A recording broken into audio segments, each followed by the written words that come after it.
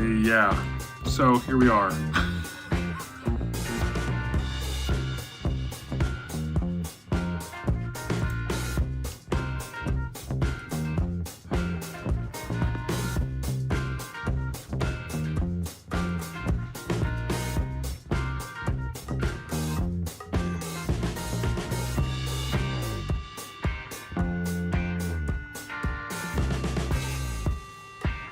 Hey. Where are we? I don't see us. Where are we? What's going on here? No, don't start it. No. Hold on. Oh my gosh. What the heck's going on? Weird I made it. frequencies. You remember earlier when you were asking about what shambolic means? This is what shambolic means right here. Hello, everybody. technical- Welcome to the launch party for Weird Frequencies. Ooh. We did it. We did it. It took a while. We did it. Ah. It's a tear to my eye. Let me see the spine on that thing. Huh? Oh, nice. That's Oh, yeah, a look at spine that right there. Look at that. Of course, your copies won't have the very fancy Gray proof stripe. here. Yeah. Oh. Gray stripe. Those are worth extra money on eBay. Yeah, limited Yeah. edition. Heck Yeah. yeah. Look at that. Ah. Guys, this was so much bloody work. It For really- you. How many For me. times have you read each of these stories? That's what I was just telling Chris before we started. I got this earlier this week, and I was just like sitting there smiling and it's looking at it and holding it and feeling smiling. And my son was like, "Are you going to read it?" I'm like, "No," I've I've read them all dozens of times. I'm gonna read it when I get it. I've only read one other story. Yeah. Same. Let's see what's going on here. Oh, we definitely are on a weird frequency. Yeah. All right. Sephiroth, you totally bungled it. Speaking of totally bungling, Oh! Hey! Hello there. What's going on, Jimmy? I'm sorry, I'm a little bit drunk this evening. It was inevitable, my loves. It was inevitable. good. How is everyone? Oh, wonderful. Wonderful. Better now that you're here. Yes. Splendid. I can see lots of worried faces. Don't worry. It's Don't all worry gonna about be their fine. faces. I'm just happy that I'm not the only one drinking. So, Yes, good man. is this legal? I don't know. Sephiroth is easy. All right, before we get to it, Jimmy, what's up with the mince pies? I don't know.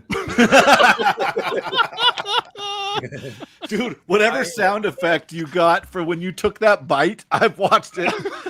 Because Jake, you brought it to my attention. I said everybody, yeah, and that sound effect whenever you go to bite that pie on that short, I've watched that probably 30 times, not even exaggerating. I got it a couple of years ago, that sound effect. I think it's like a monster being killed or something like that. That's a sent- keeper. I sent that short to my brother. He doesn't watch any of this. He doesn't watch any of this. He doesn't read books. He doesn't do any of that. I sent it to him, and he's just like, "What the f is this?" I was like, "I don't know."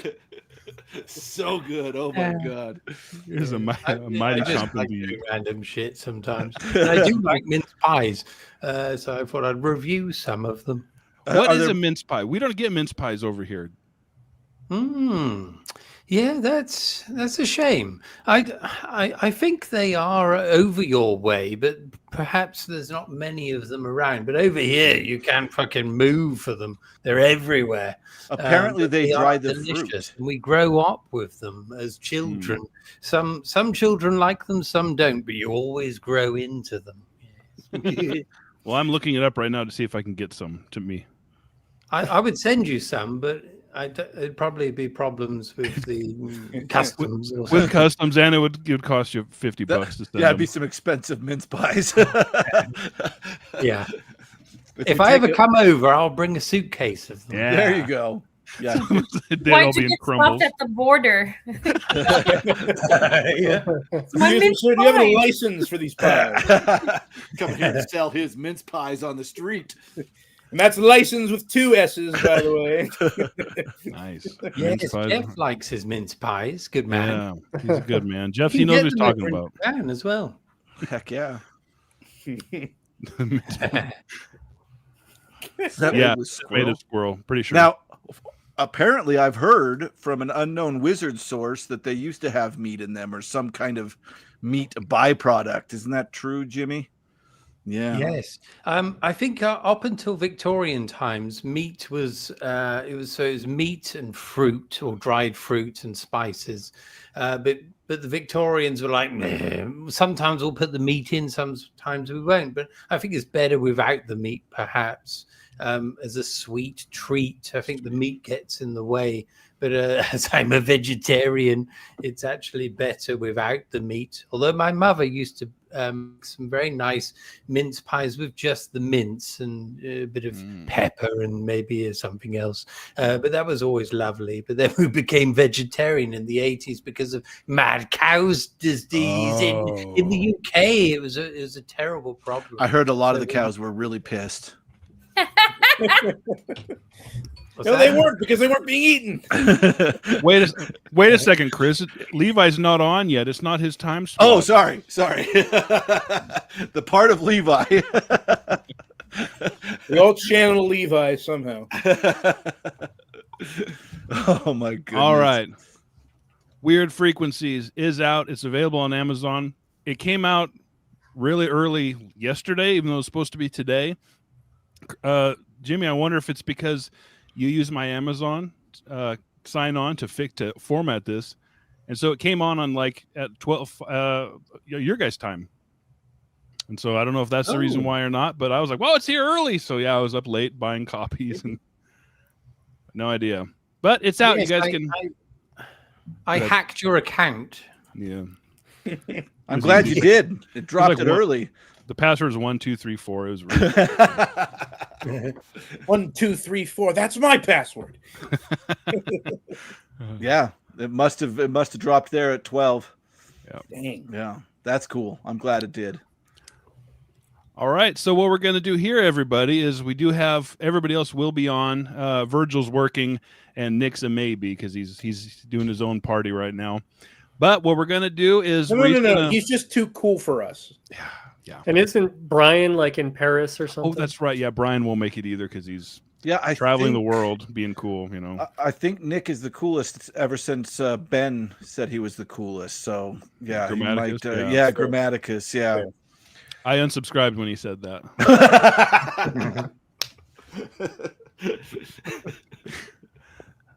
So I think what we should do is we should each talk about our stories and kind of give them people a brief preview, because I've read them all, but I mean, I don't think the rest of you guys have read. Maybe you guys can say if you've read somebody else's, but I think from what I've heard is most of you were just kind of waiting for the physical copy. Yeah, that's what I was doing. Yeah, I did read Jimmy's though. Mm-hmm. I read you as well, and oh, sorry, Tim. No, Tim. It's fine. I was going to say I read your story as well. Good Lord, I'm glad that it's the last one. I did not want to follow that one up. Seriously. No, I did that on purpose. Seriously, you had to. And I did mine first just so we get it out of the way. Oh. No, that was the other one that I read. It's good. It's good. We bookend this thing with bangers. Bookend this thing with bangers. Tim, Would I be 2025. offended that I'm in the middle? I'm in the middle too, Andrea. No, we got you guys just like It's the best place to be. if people wanted to skim, they could skim through your guys. Levi says he's read them all. Well, good for you, overachiever. Good. There's no prize. All right, so who wants to go first? Maybe we can talk about your story and your experience in doing this, and we'll because I know it's late for you, Jimmy. Do you want to go first or talk about your story if you want? Preview it. That's very nice of you. Yeah, okay, I will if you like. So this might be tricky. So this all began with a dream, my lads. So it's a recurring nightmare that I had when I was a child. And my brother had the same thing. It was an object that was getting impossibly and exponentially larger and then smaller again. It wasn't my penis. No. It was just something. It was so scary. It was something beyond your imagination. And we'd always wake up screaming, me and my brother. Very strange. I think we're telepathically linked. But anyway, that was the genesis of my story. So it was this idea of something getting bigger, bigger, and bigger, and bigger. And so this is about a man who becomes obsessed with his backyard, and he starts digging for something. So it's kind of a mixture of King's Tommyknockers, I suppose, but with some. It's a bit like that, I suppose. He starts digging, he finds something, and this thing is a bit odd, and it gets bigger and bigger.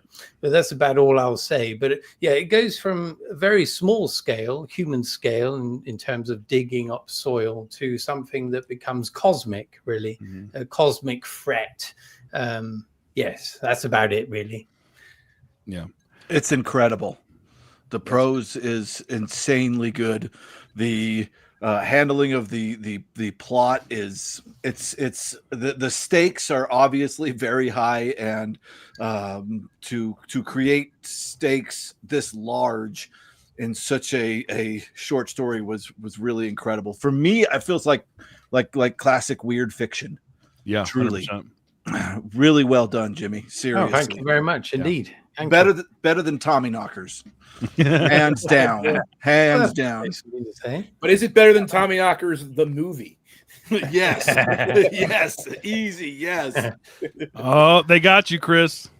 Oh, yeah. Oh, damn it. Goblins got you. Jimmy started it. I was just responding. It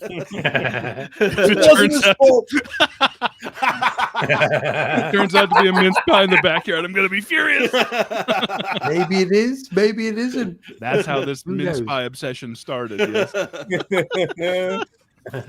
Well, I put in the table of contents, I put a little blurb under each one.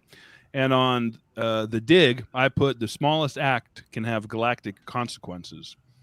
And I knew I was going to love this story as soon as the main character digs, like furrows the dirt a little bit with his big toe. And that moment in and of itself, I was just like, this is freaking awesome. Yeah. Because it's such a simple thing. It's something we've all done as a kid or whatever. And that it just, from that teeny tiny instant, it just escalates into utter madness. And it is, Chris is right. It is so bloody good. Yeah. Oh, thank you very much. Thank you. Worth the price of admission on that one alone. Oh, here's a good question. Yes, Mark. I'll give you no, actually, this is because what's it called? Amazon takes so much out of it. This is literally was as cheap as I could go. I wanted to make it a lot cheaper, and we kind of had a big discussion with it in our in the Discord and everything. But yeah, this is as cheap as we can make it. Wish we could go cheaper, but I went to Barnes and Noble yesterday with my daughter, and I'm like, oh, this is as cheap as it gets. Yeah, seriously. Yeah. Here's a good question. How long did the story take to write? Well, funnily enough, I wrote the beginning of it when I was writing the stories for this other, Dark Matter, that short Oh. collection of stories I did.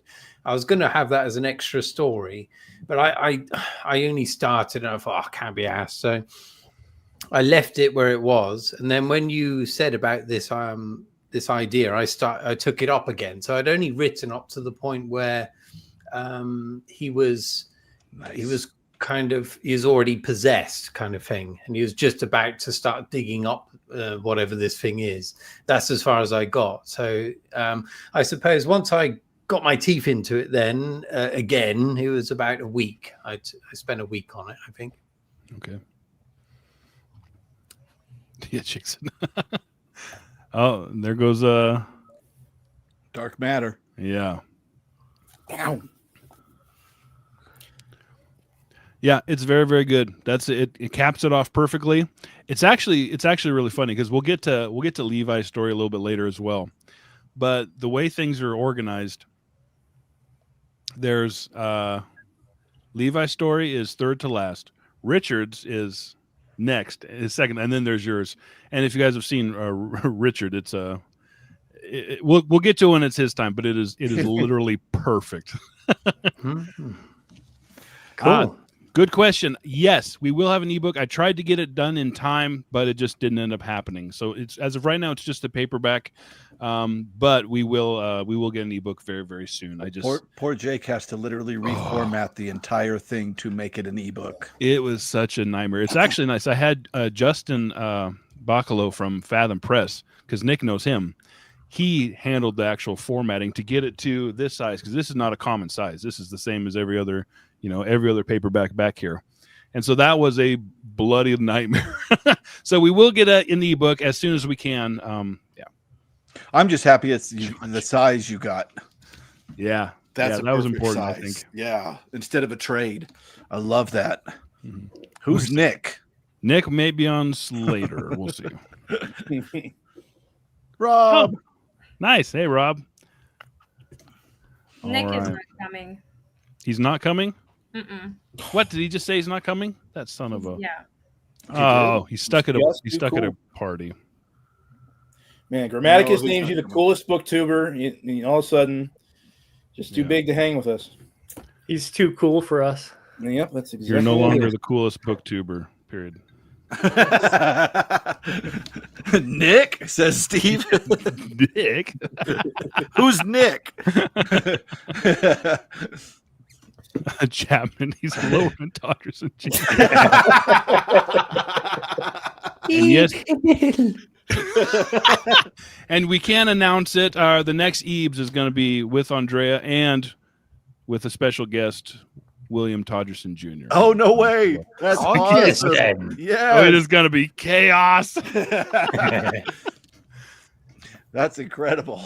All right. Anything else you want to say about anybody else have any questions in the chat for Jimmy's story? Don't worry. Please move on. Move on. Don't worry. All right. Anybody want to go next?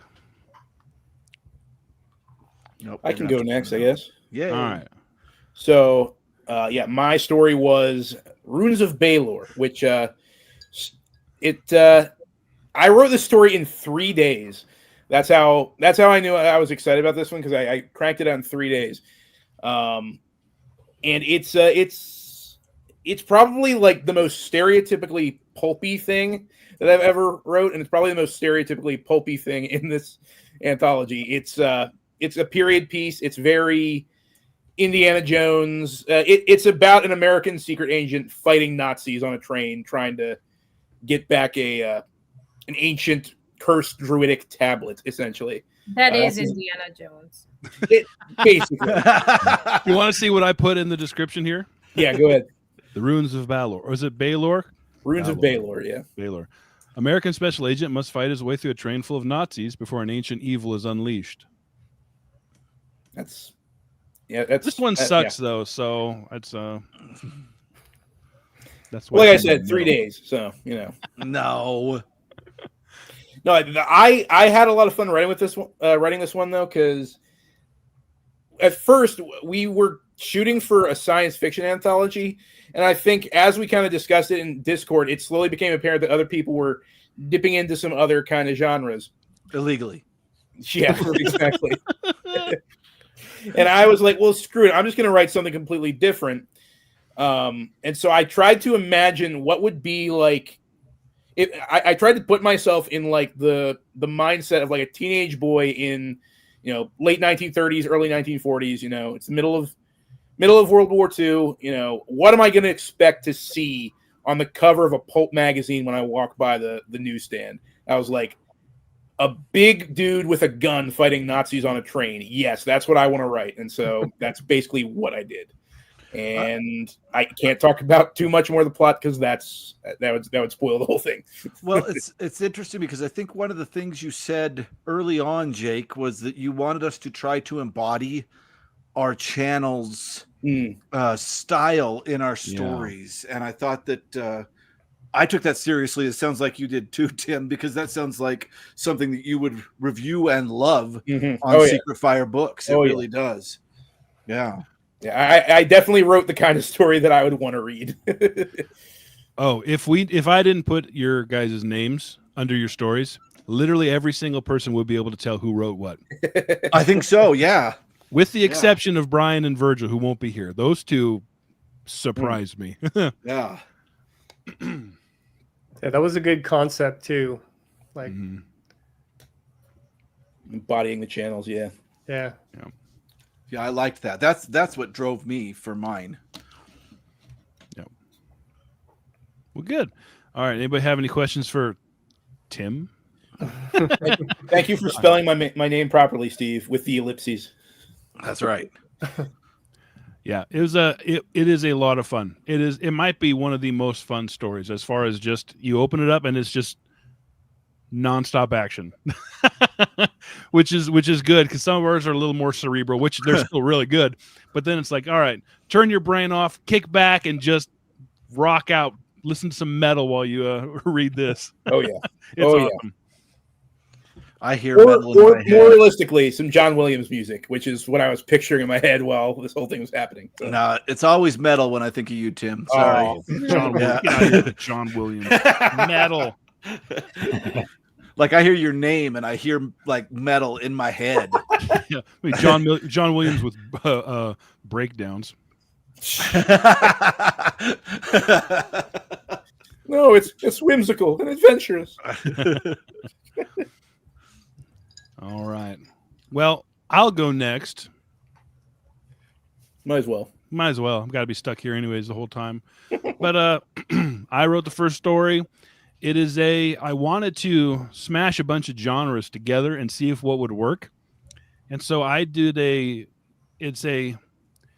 takes place on an alien planet, all alien creatures, not a single human, but it's a Sherlock Holmes or a Hercule Poirot type detective.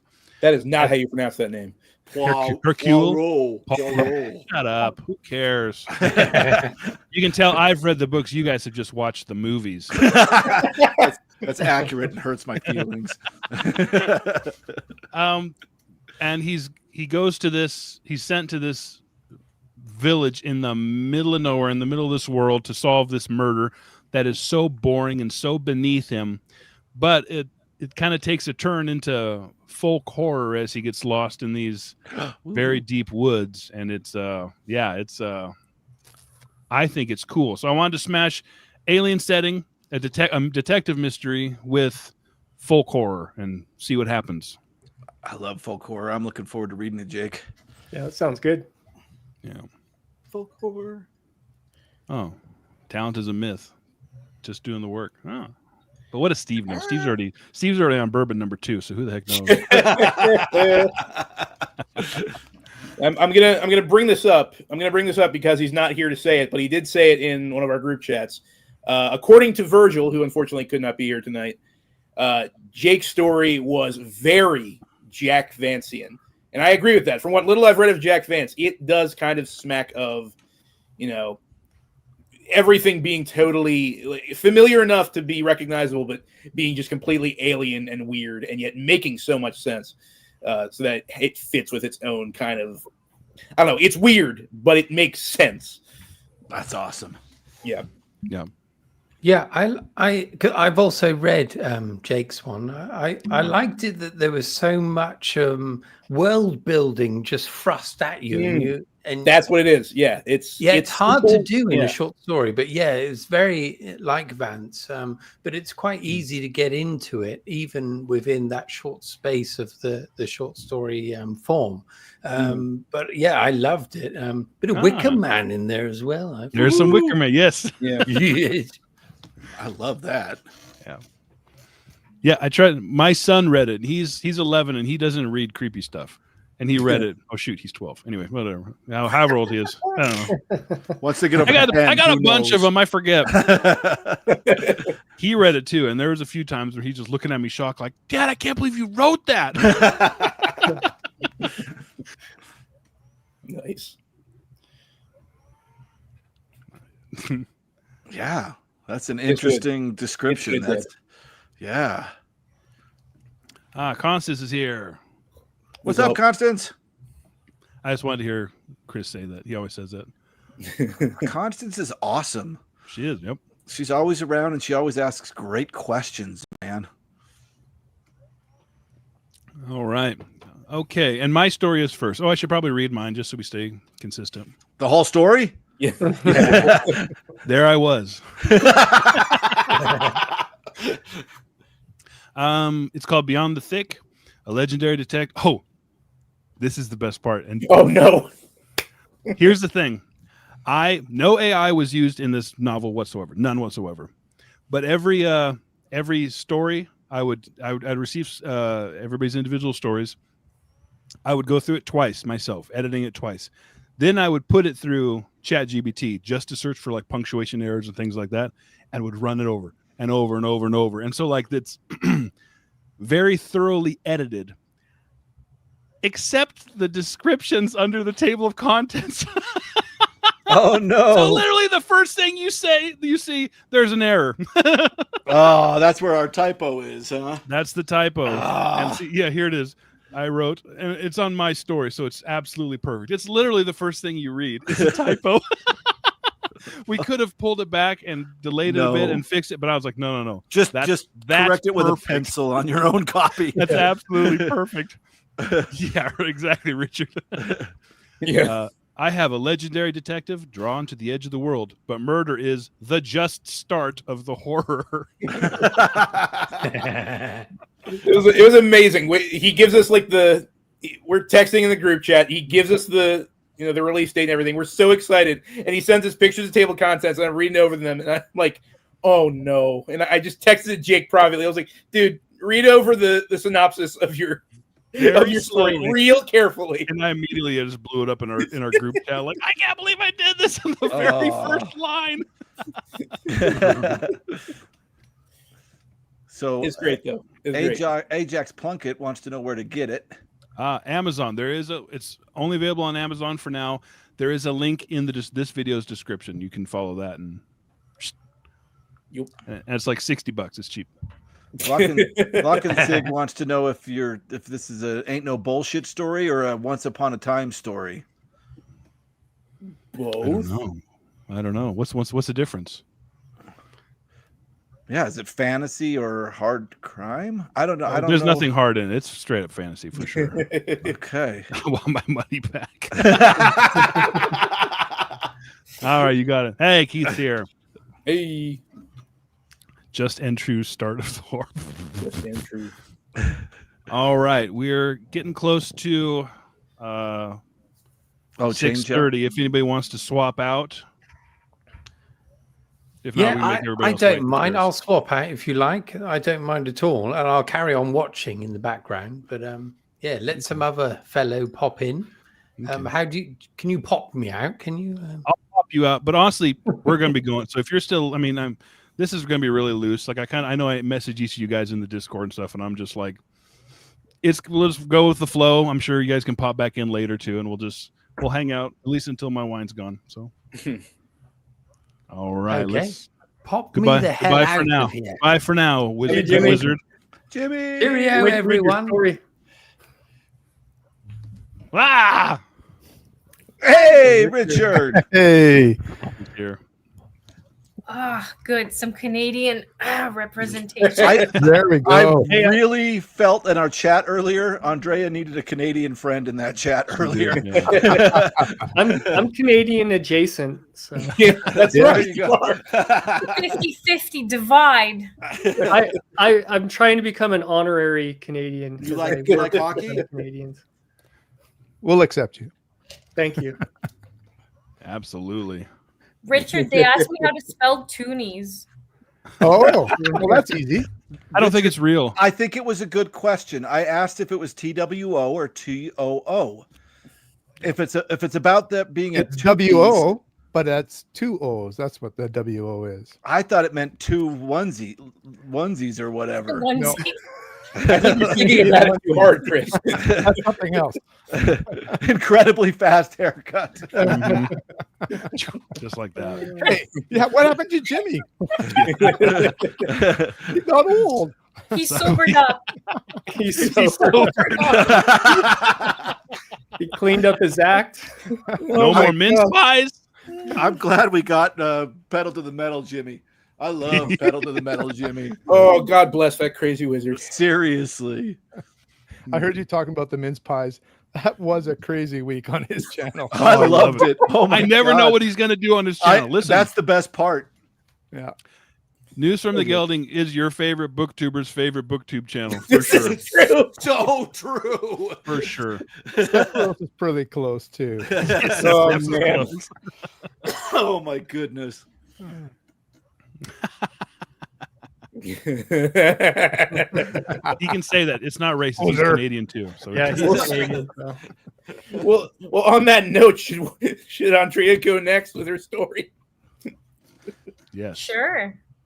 But I'm gonna drag Brian into this too. Oh, since no. He needs representation a little bit too. That's right. Brian couldn't be here, unfortunately.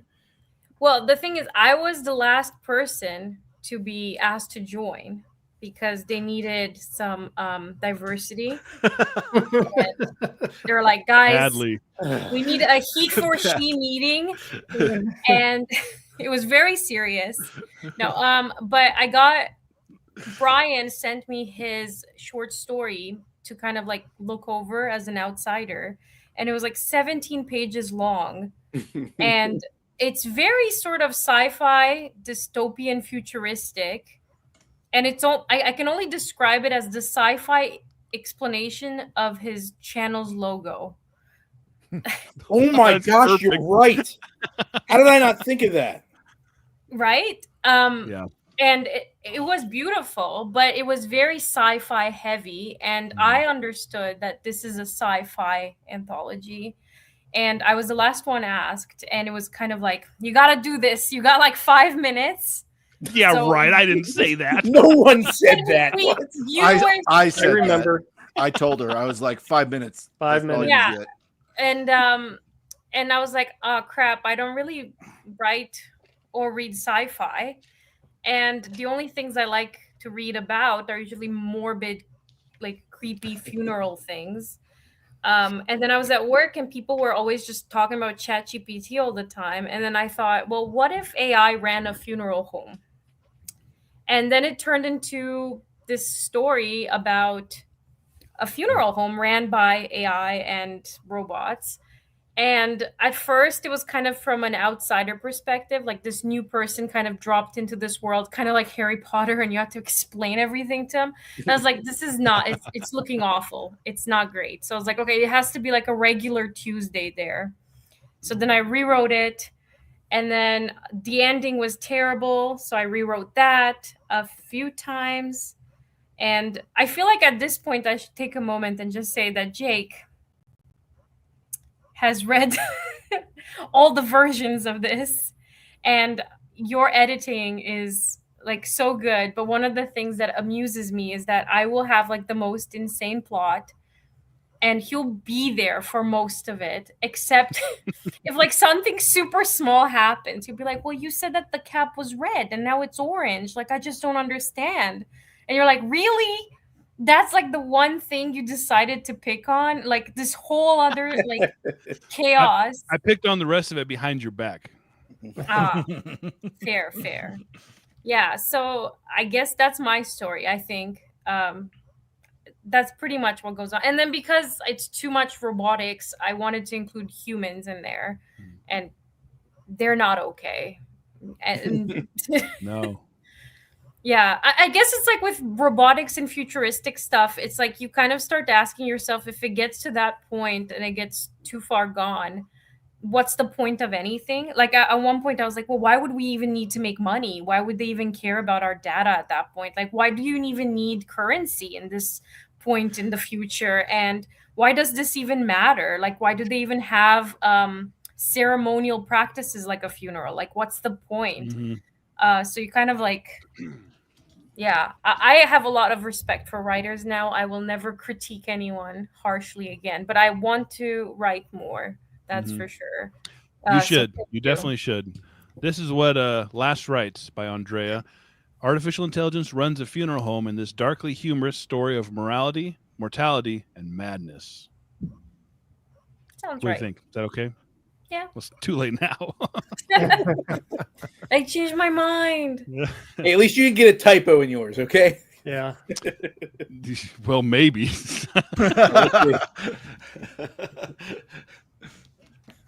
Have you ever seen Harold and Maude? Yes. It's a good There you go, Mark. I will say, by the way, that I hope that this does get everyone who doesn't usually write stories to write more stories, because I want to see more work out of you guys. I think it'd be amazing. Yeah. Well, that's one thing that I've been saying from like ever since we started promoting this is I was like, I knew we would have a lot of fun, but it's legitimately good. Yeah. Like especially that's why I'm saying the most surprising is Brian and Virgil's, not because I didn't think they could write good, but just like the level of imagination. Those two are out there, man. It's awesome. And they're both probably the hardest, not the hardest sci-fi, but they're definitely in the science fiction. But it's just both of their stories, and they, like I said, they can't be here to promote their stuff, but they are both. Maybe I'll read them. I should do that, huh? Yeah. Yeah. Since they're not here. All right. Mouth of the World is by Brian Rains. A young woman prepares to cross a bottomless chasm to save her village in this visceral tale of hope and terror. And it is definitely visceral. I'm looking forward to reading that one. That one is gory. And where is Virgil? Here it is. All things unto themselves. The last hope of a dying race discovers a garden in space. Is this a dream or a nightmare? Oh, nice. A literal garden in space. It's crazy. Can't be here to defend themselves. I know, right? Why don't you read Nick's? Or do you still hold hope that Nick might make it? Oh, yeah. Nick won't be here, will he? Nope. All right. I'll read Nick's too. La Fente I by Nick Anderson. And Nick's, Tim's is one that we definitely, if you didn't know who wrote it, you'd be like, oh, Tim wrote this. Nick's is that on steroids. Like you can smell the vegan food off of it. Like it is so Nick, you wouldn't believe it. It's called La Fente I. All right. Fang Wu, Chinese registrar, fixer, and assassin, delves deep into the city's seedy underbelly to locate a stolen artifact, but it may be too late to stop the coming cosmic horror. Oh, cosmic So horror. it is a sleazy, grimy crime, delinquent, drug-fueled. I'm so excited. I haven't read it yet. With cosmic horror. Is there men's adventure in there too? Oh yeah, there's karate chops. A kung fu guy rips a guy's throat out. Like it's exactly what you think it is. It's So what awesome. you're saying is it's the Ninja Master book that we should have read for Eve. It is a Ninja Master with a sprinkling of some Lovecraftian cosmic horror at to the make end. it science fiction. Just to fit the brief and squeeze in there. This feels like the conversation I would have in middle school about what I would love to read. Right? Yes, you want to read La Fente I 100%. Spoilers. Shut up. It was inevitable that Nick would write a story about someone having their throat torn out. Let's be honest. Oh yeah, for sure. Vegan sleaze.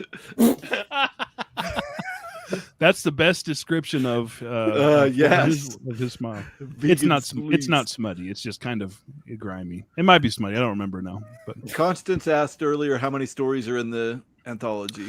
yes. Sorry, Constance, I must have missed it. Yes, there are 13. 13. So you get your Lucky- money's worth. That's lucky less than $1 a 13. story. Bigger dozen. That's why we needed Andrea. We needed that 13th story. And diversity. Lucky The 13. 13th And diversity. reason why. Well, you already had a Canadian.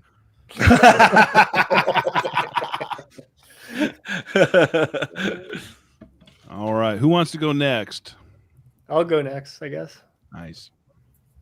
So I've like tried to write my whole life pretty much, and I'm like, I'm gonna start off by writing a trilogy, you know, and then it just gets way too convoluted. I've never finished anything. So if anything, this has made me like finish an actual story.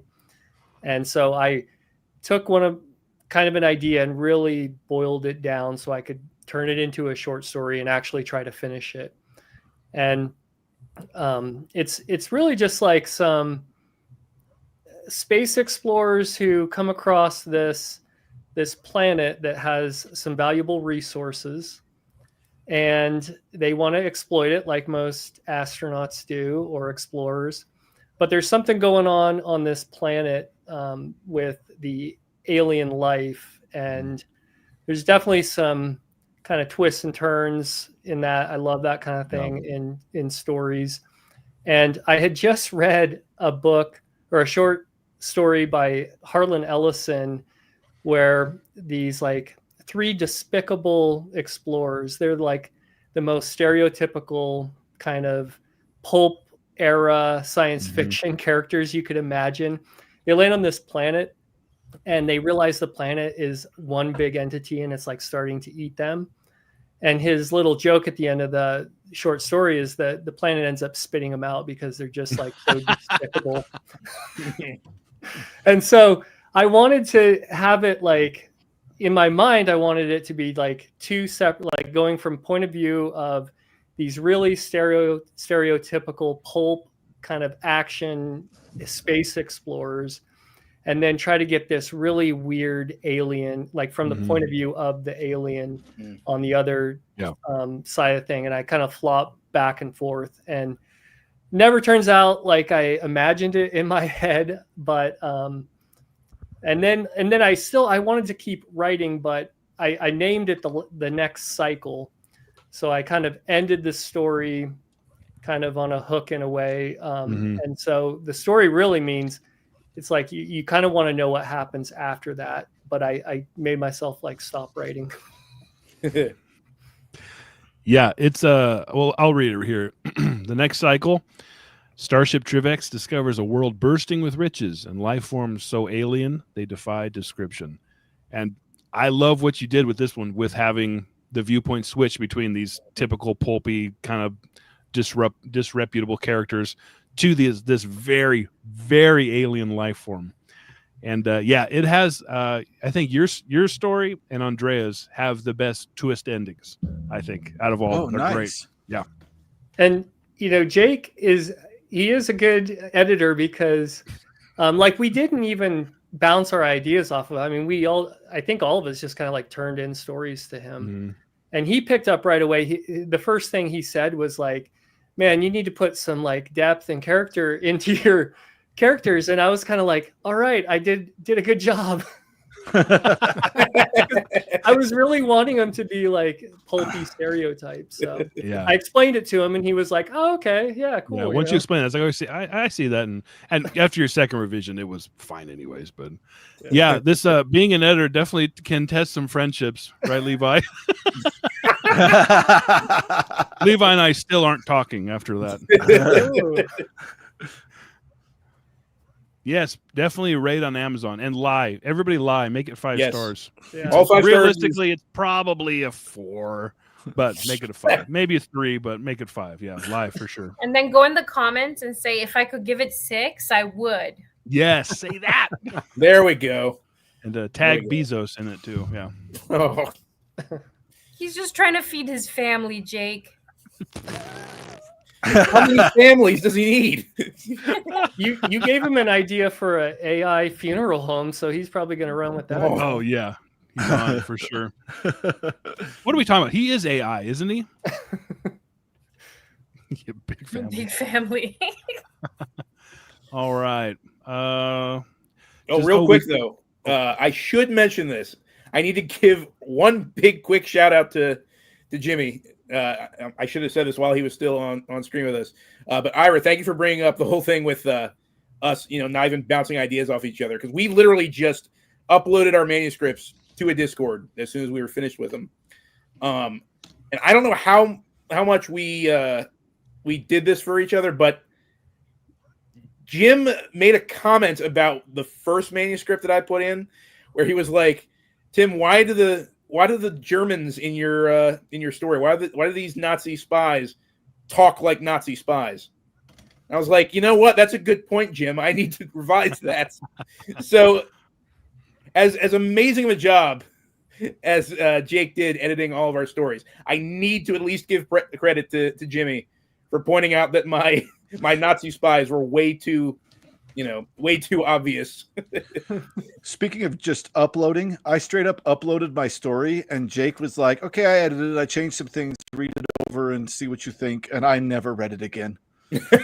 So I have literally no idea what Jake did to it. So if anything sucks in my story, it was totally Jake. Yeah, and all the good stuff was me. So yeah, I was done with it the second I pressed send. So whatever you did was good. Good. Hey, Well, and I'm willing to drop out if you got someone waiting. okay. It looks like Levi is in the chat. Oh, down here. no. But hey, I just want to say one thing.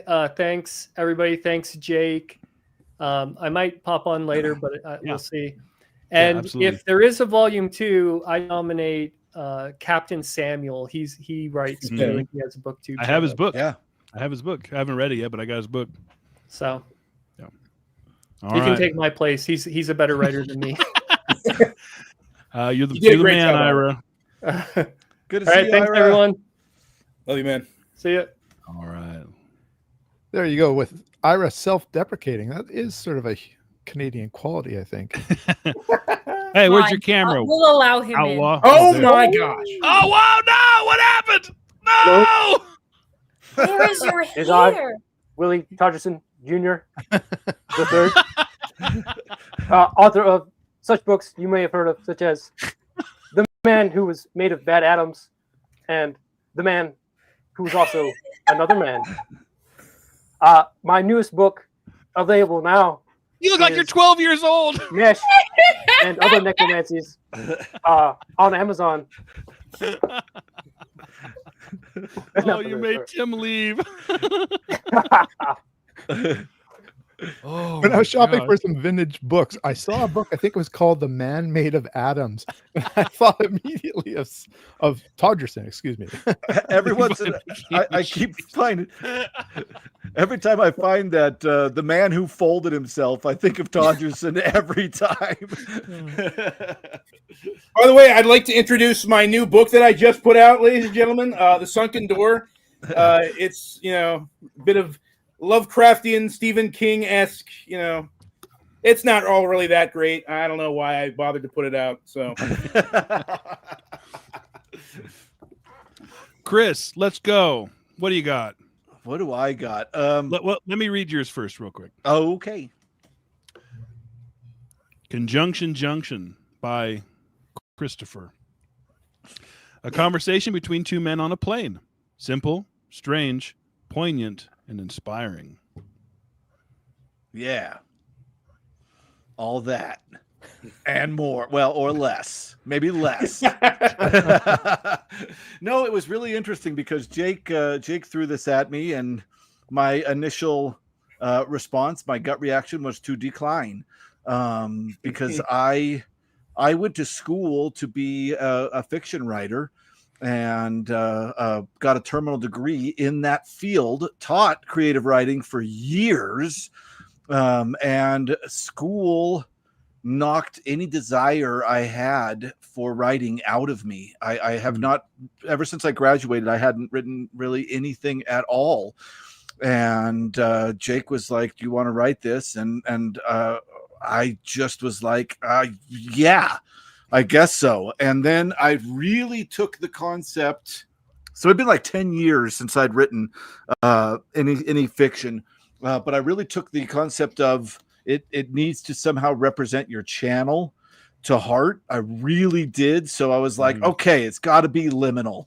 And liminality as a concept can be physical, or it can be cultural, or it can be personal to times and lives. So I was like, how do I start something liminal? And my first idea was to have it on an elevator, which is exactly how Murakami starts Hard-Boiled Wonderland. And I love this idea. I call it starting a story in the rabbit hole, right? In the sense that you start in a confined space. Solaris does it too. They start in the ship, and he's going to the bigger research station. But anyway, I didn't want to rip off Murakami, so I eventually ended up with the idea of liminality on an airplane, this space in between where you've been and where you're going. And then I just started writing. I literally and honestly had no idea where this was going. I had to get in the mode to write, and sat down and just kind of started typing and went with it, and it became this strange story about a guy in a liminal moment traveling, but also in a moment of liminality in his life, just having gone through a divorce, not knowing what he was going to do when he gets to the place he's going, trying to decide if he's a failure or if this is going to be a something that can happen in his life that will make him be better. And then he has a weird conversation with a guy that shouldn't be on the plane. And that was the most fun part for me, really, truly. And that's about all I can say about that. The end. I picture William Shatner and somebody on the wing of the plane. Twilight Zone. That nightmare fuel. Yeah. Nightmare at 20,000 feet. Yeah. We're in a liminal space. Don't you understand? We're between worlds here. Oh, that's good, Tim. Oh, that's a good question. I should eventually do a live stream on my channel or a video on my channel about this. So I'm gonna do this as quick as I can so I don't take everybody's time. Liminality in space is a space in between. For instance, you can define a tunnel as liminal because you go in from one place and come out in another place. So that tunnel, that space between, is liminal. Cultural liminality occurs and is often given rituals. For instance, bar mitzvahs and quinceañeras and walkabouts. There's all these different rituals about times in a person's life where they go from being one thing, a child, to an adult. Pregnancy is considered a liminal time. I don't know if I could take the Gorn. Can I bring Jake? Oh, we got the Gorn. We got with you and me together. I think we could yeah. take the Gorn. I think we could take the Gorn together. Yeah. I won't kill him. No, I won't kill him. And then liminality psychologically is when you are in a time in your life where there's a great change occurring. For instance, divorce, or I can't think of any other examples because that's the one I came up with for the story. That's the quickest version you'll get of that. Like purgatory? Purgatory would be a perfect example of religious liminality. Absolutely. I always think of there's a term that they use also, thin spaces, that would be from reality to a spiritual realm, would be Sure. a places of thin space, perhaps like a cathedral or a mountaintop or something like that. Yeah, Japanese make gates that separate those spaces from the profane and the sacred. These gates that you walk through that have means you've stepped through into another place. Yeah. 2020. Yes, 2020. This is a great question from Constance. You're right. She does the best questions. Constance kicks ass, seriously. How do you all think your reading informed your stories in this collection? Oh, gosh. Can Weird I? tales, everybody. Yeah. I mean, Can it's a big part of it. Yeah. Jake, can I talk about possible future stuff? Oh, well, you know the future, do you, Chris? Are you that smart? You know the future? I feel That's a like no, Chris. I That's a feel no. like I do. Yes, you can tell the future. Okay. Hey, before you do, Tim or Andrea, do one of you guys want to pop out? Joseph Reed's Books is here. Yeah, Oh, I'll go. I can jump out. Nope. No. She's so fast. She's Dang. so You can fast. leave anyway. Gotta be quicker than that. What's up, Joseph? Joseph. Hey, Joseph. So I believe we're doing another one of these next year. Yeah, we're gonna do another one. And I think we're gonna try to do a Halloween release. And I think it might be a scary anthology. Is that all true? We're going horror next year. Yes. Yeah. Wasn't this one? And I will say Shut up, Levi.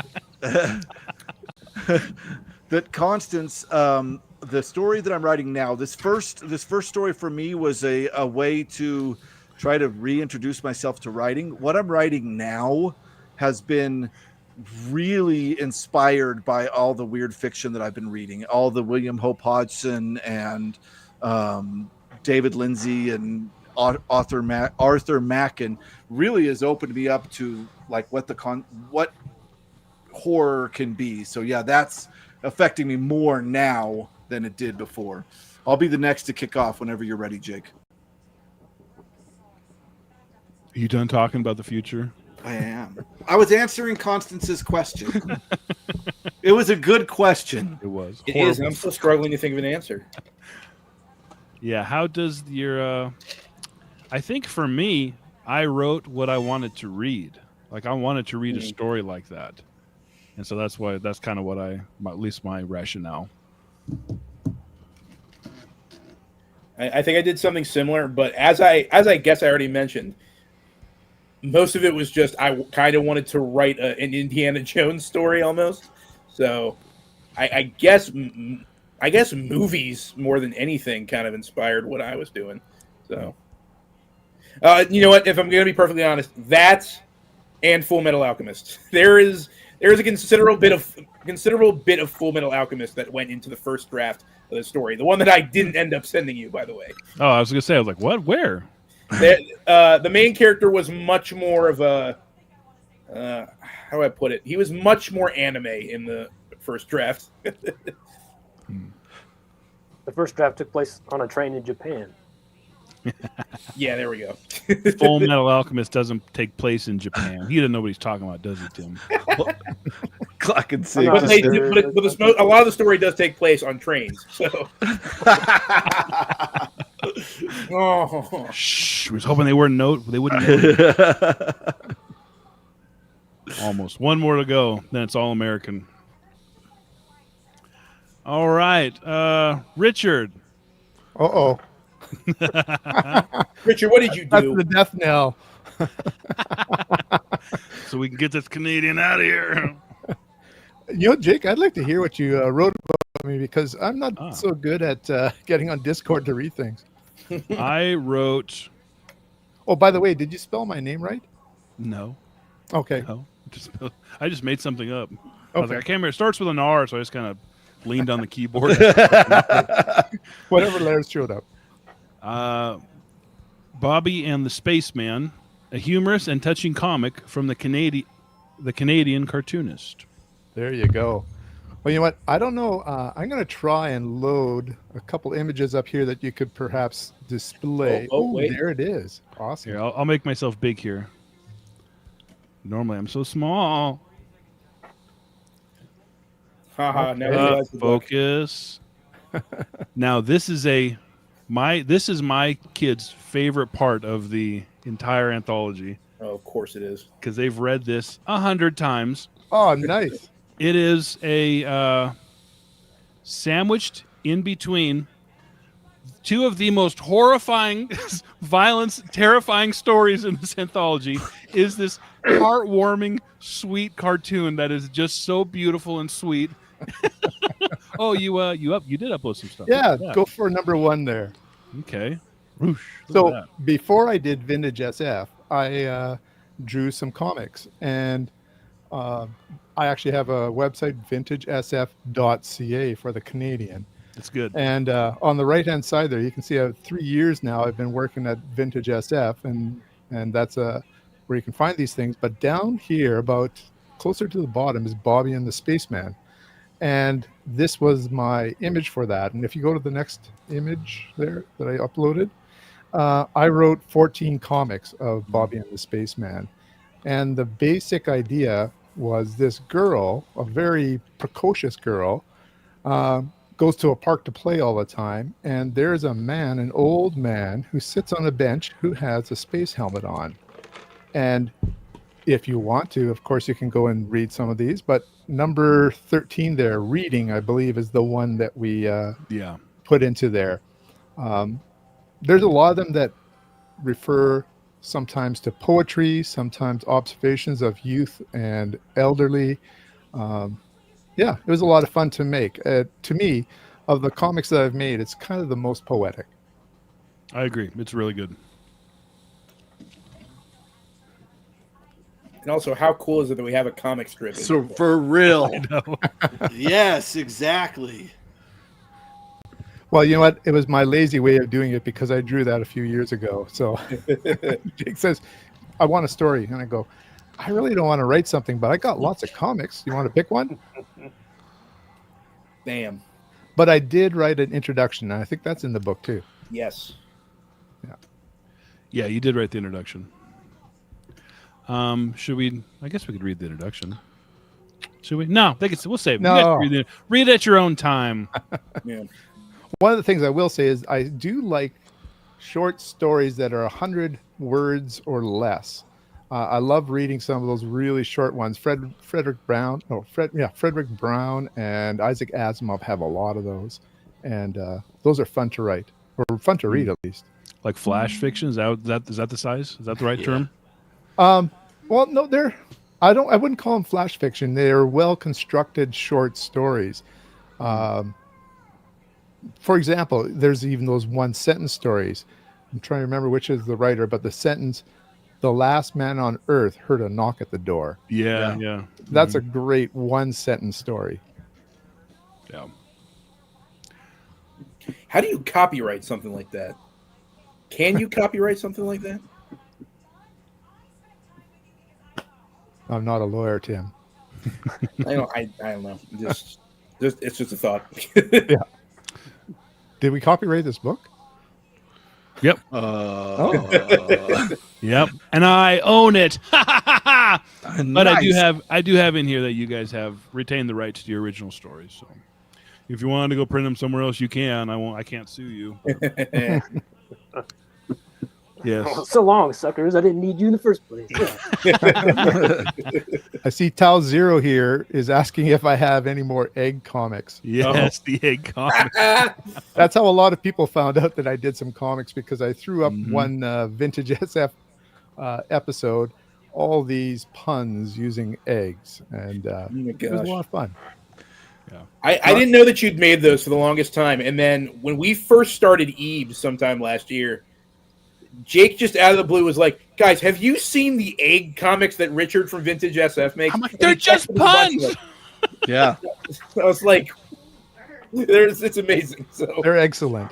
they are excellent. Sephiroth is always shilling for There you go. Stodgerson. Constance, you're close. It's microfictions is what I've always heard them called, or flash fiction, like Jake said, Ah, are the two terms I've always heard for any story under 1,000 words. It is on Goodreads now. Thank you, Andrea. Andrea popped it on Goodreads. So yeah, definitely leave a review there. That would really help us out. All right, Levi, take it away. All right. Well, my story holds the distinction of being the longest one Yeah. in the book, too much to Jake's chagrin. Oh, stop it. It is a sort of a ghost story, more or less, a weird fiction tale in space about the new type of merchant marine, the people responsible for taking cargo across the stars.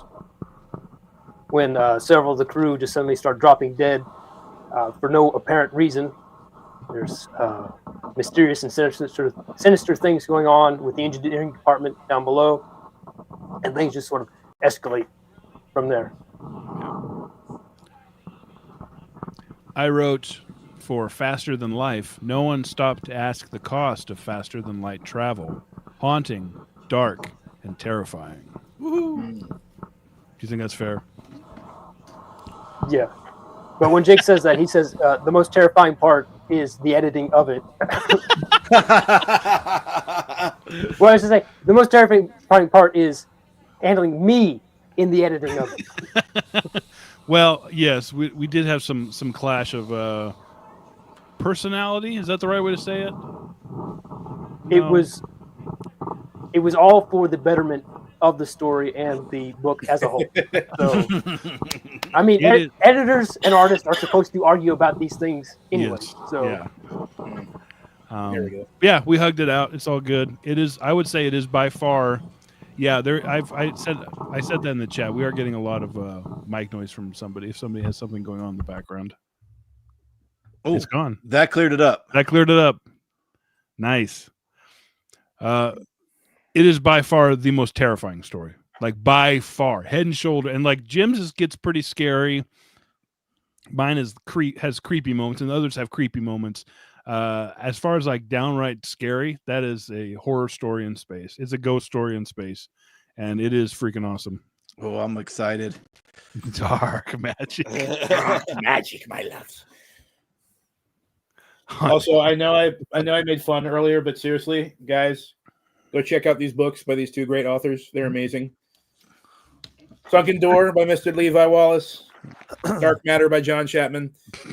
Yeah, no, that one's whatever. Put those away. We're talking about this. We don't want them to buy this. We want them to buy this. Which writer is the Harlan Ellison of the group? I've never read Harlan Ellison. Is that a negative thing? Who's angry and difficult to work with?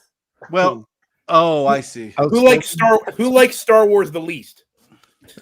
I'm not a huge fan of Star Wars. Well, there we go. Yeah. Can't be me. I love Star Wars. Great idea. Oh no, Tim. Mice Nazis? Are you kidding me? Oh no. It exists. It's called Mouse. Look it up. Oh, that's true. But it's mice your weren't the mice. That's really true, Tim. It was the cats, wasn't it? Yay. Not you, Andrea. You're not the Harlan Ellison of the group. She was the easiest out of to be honest, you're all easy to work with. She was by far the easiest to work with. I didn't even read what you did to the story, so okay, I take it back. You were the easiest to work with. Then Andrea. I think next year, if Chris is writing a horror story of some sort, when you edit it, you got to really do something to that story, some sort of a prank. Jake already has a connection to this story. Got the inside track. Yep. Yeah, we talked about it a lot when I was in Texas. So I'm terrified I'm not going to do the idea justice. So I'll probably be back and forthing with Jake a lot more on this one than I did the one for this. Probably wise. Yeah. All right. Joseph, hit it. Yeah, what? We forgot to tell Joseph what we're doing. I know. Just tell us about your story here. I'll read it first, then you can Not just the kind story. Yeah, that's not the story. And then just kind of give us a preview. You can talk about the writing process, whatever you want. It's called Darkness Shared in a future war-ravaged Texas, of course. An enigmatic, got it, stranger arrives bearing gifts. That's all I said. So it was actually the third story that I worked on for this. The first one it was just too much, and I didn't like where it was going. And then the second one was something I had already written, and I was like, I'll revise this, and we'll go from there. And that also didn't work. So I'm glad this one worked. I finally sat down and just really focused and had a good time writing this one. And I had just started binging pulp magazines when I started writing that. Oh, nice. Yeah. And so that's what I took most of the inspiration from, was just all the the crime pulps, and then just did what I wanted to do, because there's nothing more fun than post-apocalyptic stories and with a fun pulp twist. So Yeah. I forgot yours has a really good twist ending too. Yeah. Yeah. Yours, you were one of the last to send it in the original first draft, but there was like hardly any changes needed. It was almost complete. It was great. yeah, you changed like a word, and then you were like, this word doesn't make sense here, and then this sentence sounds better a different way, and I'm like, okay. Yeah, so that's what I like when I have to recommend, like, what are two things? Perfect. You can tell who Jake's favorites are. You know, Joseph's my favorite. Stop it, Levi. I love your story a lot. And I love you, okay? Even though you have short hair and I feel like I don't even know you. But I love that room that you're in. no, this catty corner I'm stuck in. So we still have my grandparents' house in the small town I grew up in, and they did an upper floor, and they have those same kind of witch house twisting or curved walls. So every time I see you in that room, it makes me nostalgic. I love how we're just going to refer to those kind of rooms as witch house rooms. That's what they are. Just, do you lay in bed at night and have weird dreams about impossible triangles? oh, look, you know he does. I had to switch it up. My bed used to be in this corner, and then I moved the desk over here and moved the bed somewhere else.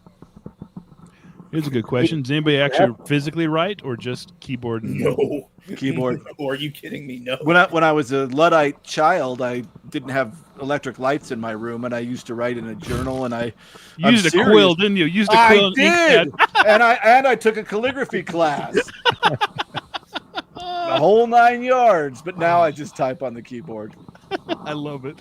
I drew on a tablet with a Apple Pencil. Nice. Oh, nice. I used to try to write like actual manuscripts with like pen and paper when I was younger, and I was like, I can't do this. I gotta type it. Yeah, no way. Plus, I can barely read my notes. Like, my handwriting is really bad. Yes, My kids same. literally make fun of me about it. I'm like, I can read it. They're like, what's that say? I was like, okay, I can't read it. Do the kids have better handwriting than you? Oh, way better. They're still in school. Yeah, way better. Yeah. Yeah. Well, I was mine's gone talking down. about AI and writing and how that was going, and I was thinking, I wonder if a writer who wrote by longhand versus being on a typewriter, if that made a difference to their fiction, because that was a big technological advancement for writing. Yeah. Did anyone write O.A. Smith Corone? Typewriter. Did anybody write on a typewriter? Oh, gotcha. Okay. Sorry for the typos, Bourbon. I'm old enough. We had a typewriter, and I would slap my hands on it and just type anything, and my dad would take the papers and read them to me very seriously, and it would make me laugh for hours. I thought that was so funny. Oh, this is perfect. Yeah. That would feel really good, wouldn't it? Yeah. Or, Oh, I remember corrector tape and Oh my ribbon God. getting caught and letters getting stuck, and We saw- typewriters weren't all that they were. Nostalgia brings them out to my be like gosh. Tom Hanks there. Wow, that is cool. I didn't know she hand wrote that. I guess it makes Oh. sense. Wow, cool. That's cool. That's such an amazing book too. Just comic. I was gonna say, Levi, you should have done it. I use wingdings. Wings. Harder to edit that. yeah. No, wrong triangle. Jake said, "I don't know what this means." In the Well, that triangle's Pointing finger, exploding bomb, exclamation point. Ah, nice. You were able to get it. We didn't know if it was going to be available in Japan, and it is. So. Awesome. Boy, Nice. this Also, is thank you, going Jeff. all over the world. That's So does crazy. Amazon for each of the countries issue this book? Yeah. Yeah, I sent copies to all y'all, and but I know I had to pay more in shipping for like you guys, so I don't know if it's printing here and being shipped over. But I assume it is because like even Jimmy, like it was like $10 to ship it. And I was like, oh, that's way cheaper than it would be normally. So I don't know if it's actually over there. You know, it's probably being printed over there somewhere. We have a place in Alberta that prints them for Canada. Actually, I think there's two, one in Alberta and one in Ontario that print. Yeah. Ours is literally it's like Odessa, Texas. So it's close by, Joseph, so you should get yours tomorrow. One of these days, I want Jeff to live stream us to his classroom for one of these and just let us talk to all the Japanese kids. Germany's got it. Nice. Amazon prints locally. Good. Yeah. Yeah. Okay. Heck yeah. Nice. Printed here somewhere. Even in that rainy little island, huh? Wow. Usually in the back of the book, there's a little statement about where it was printed. Yes. Let's find out. Oh, Coppell, Texas. Yep. Oh, that's right down the road. That's how you got it. Why I got it so fast. Yeah. Mine's not going to say printed in New Mexico. I guarantee you that. Do you know what my dad is doing? He's like, hey, would you be annoyed if I took these down to a local bookstore, took a whole stack of them down to a local bookstore and see if they want to carry them? Wow. I'm like, no, go for it. That's a good idea. Can you do that? I guess with used books. Yeah. Well, I don't know. No, we can. They can sell elsewhere. Like I can order like because most author copies where it is just cost. Yeah, most people have local author stacks. That's an interesting idea. Jake, Chris used to take that to under Charlie's covers. Yeah, seriously. That's a good idea. Maybe I'll take a stack or two at recycled. They have the local author section. They do. That's right. They do. Well, Yeah. That's a good idea. Maybe we'll do that. Yeah. Hey, 2 out of 13 is close enough. Yeah. Jake's gonna take a stack down, forget he edited it, and just start buying them all for $1. I can't believe I got another copy, dude. Oh, Tau Zero said something. Keith said something earlier that I wanted to comment on, and I forgot. Well, let's see if I can find it. Yeah, see if you can find it. A lot of work. It was fun. There's a lot of fun, but it was a lot of work. And I kind of am envious of all you guys because I'm taking all these stories for granted now because, like I said, I've read them dozens and dozens and dozens of times. And so I kind of want to sit on this for like a year and then reread it. So like you guys being able to read them all for the first time makes me really like, I get like a little FOMO. I'm excited. But no, it's a lot of work, but it's really, really fun. I'd do it again 100%. You will do it again, 100%. It's happening. Says Bolton, Ontario for his. I just got one recently that says Atchison, Alberta. Okay. Wow. Oh, Walgreens is local authors as well. Weird. Cool. Wow. Walgreens. That makes sense. People buy books at drugstores. Yeah. Aren't they usually like Harlequin romance novels? Like a real editor. I should have. J. Jonah Jameson. Oh, dang. Jake, Levi's on it. Nah, this is just a stick. I don't. I got a cigar around here somewhere. I was gonna say, Jake, it was really strange when you texted me one day out of the blue saying, "I want those pictures of Spider-Man." Steve, oh my God. Oh my God. Yeah, how did that? I got Oh, it. there we go. It's the wrong way, but I love it. Oh, it is the wrong way. Oh.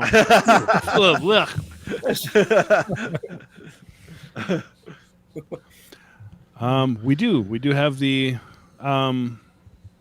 problem is we need somebody to do them.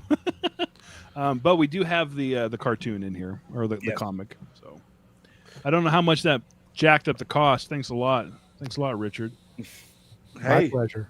We knew. I mean, the minute you do anything that's just not type, it's going to be more expensive. Seriously. All right. Do any of you need to pop off? And does anybody else anybody else want to jump back in? I will pop off and watch the rest of the stream.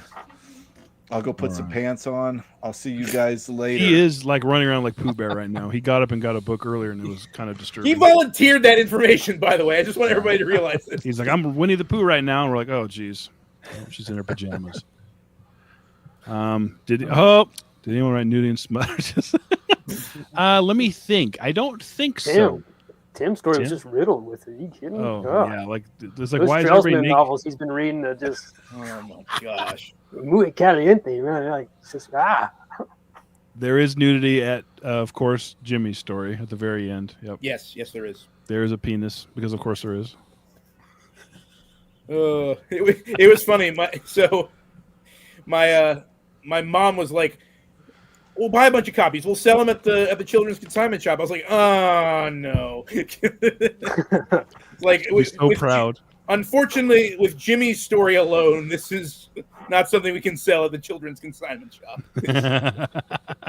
Is it a golden wand? I'm not going to spoil it. Let me say you won't be disappointed. No, you won't. Also, I'm gonna hype him up even more now that he's not here to naysay it. Wood. Now that he's not here to say anything against it, how freaking awesome is Jim for allowing us to use one of his paintings as the cover? Phenomenal. Yeah, he's awesome. Oh, just a wonderful human being, that wizard. Eric Wag, he didn't. He was supposed to show up, but it looks like he was watching his kids, so it looks like he must have got busy. I was gonna say he was in the comments. Was he? He was. Eric's in the comments. Eric, can you hear us? Hit the link, Eric. We want to bring you on. I'll wait then. I was going to talk about your story, but I'll hold off then. Yes, the cover is amazing. I wanted to buy the actual painting, but it's somebody has it. Somebody in the chat has it. Brittleby, do you have it? Who has it? It might be Brittleby. Bastard. I'm not sure who has it. But yeah, the painting is actually great. that English nepotism stealing up all the good paintings. I know. Copper bought it. No. Fiend. Yeah, it's absolutely phenomenal. I want it so bad. Maybe do some more of them. The Grand Wizard. Wait, not Grand Wizard. Yeah, I'm not allowed to say Grand Wizard, right? not Cyclops. No. What a good. I know he's watching his kids. I don't even know where my kids are. But anyway, we'll give Eric like 5 minutes to see if he wants to pop on. If not, I'll talk about a story. Did any of you guys read anybody else's story? I finished reading all of them today. I just read Virgil's about 30 minutes before the stream started. It's whack, right? Did you like Virgil must have been reading The Island of Dr. Moreau for that middle part of the story, right? Like, I don't know. That? It's so out there. It's so bloody weird. But I'm not trying to get spoilers for Virgil's story, especially with them not here. But there's a scene in The Island of Dr. Moreau where the animals have captured whoever the point of view character is, and like they're holding a trial or whatever. Yeah. And they keep repeating like, "What is the law?" Like there's a moment like that in Virgil's story. And like he must have been reading Dr. Moreau as he was writing this, like in breaks or whatever. So like it's so similar. It's not he's not plagiarizing the story. It's just like the influences show up. I definitely felt Island of Dr. Moreau, but the problem, not problem, good thing with Virgil's story is you don't know what's real because so much of it is dream, and that's how like this alien entity / Rose / whatever is just so. What the heck? That was only one part of it. Like, but there's so much in a small space. You know? Chris immediately got off stream and started doing something. Maybe he tripped and fell on his keyboard. Maybe that's it. But he's putting his pants on. Well, Chris, nobody's here. You can jump back in if you want. Or who else? Or Ira. One of you guys can jump back in. We'll see.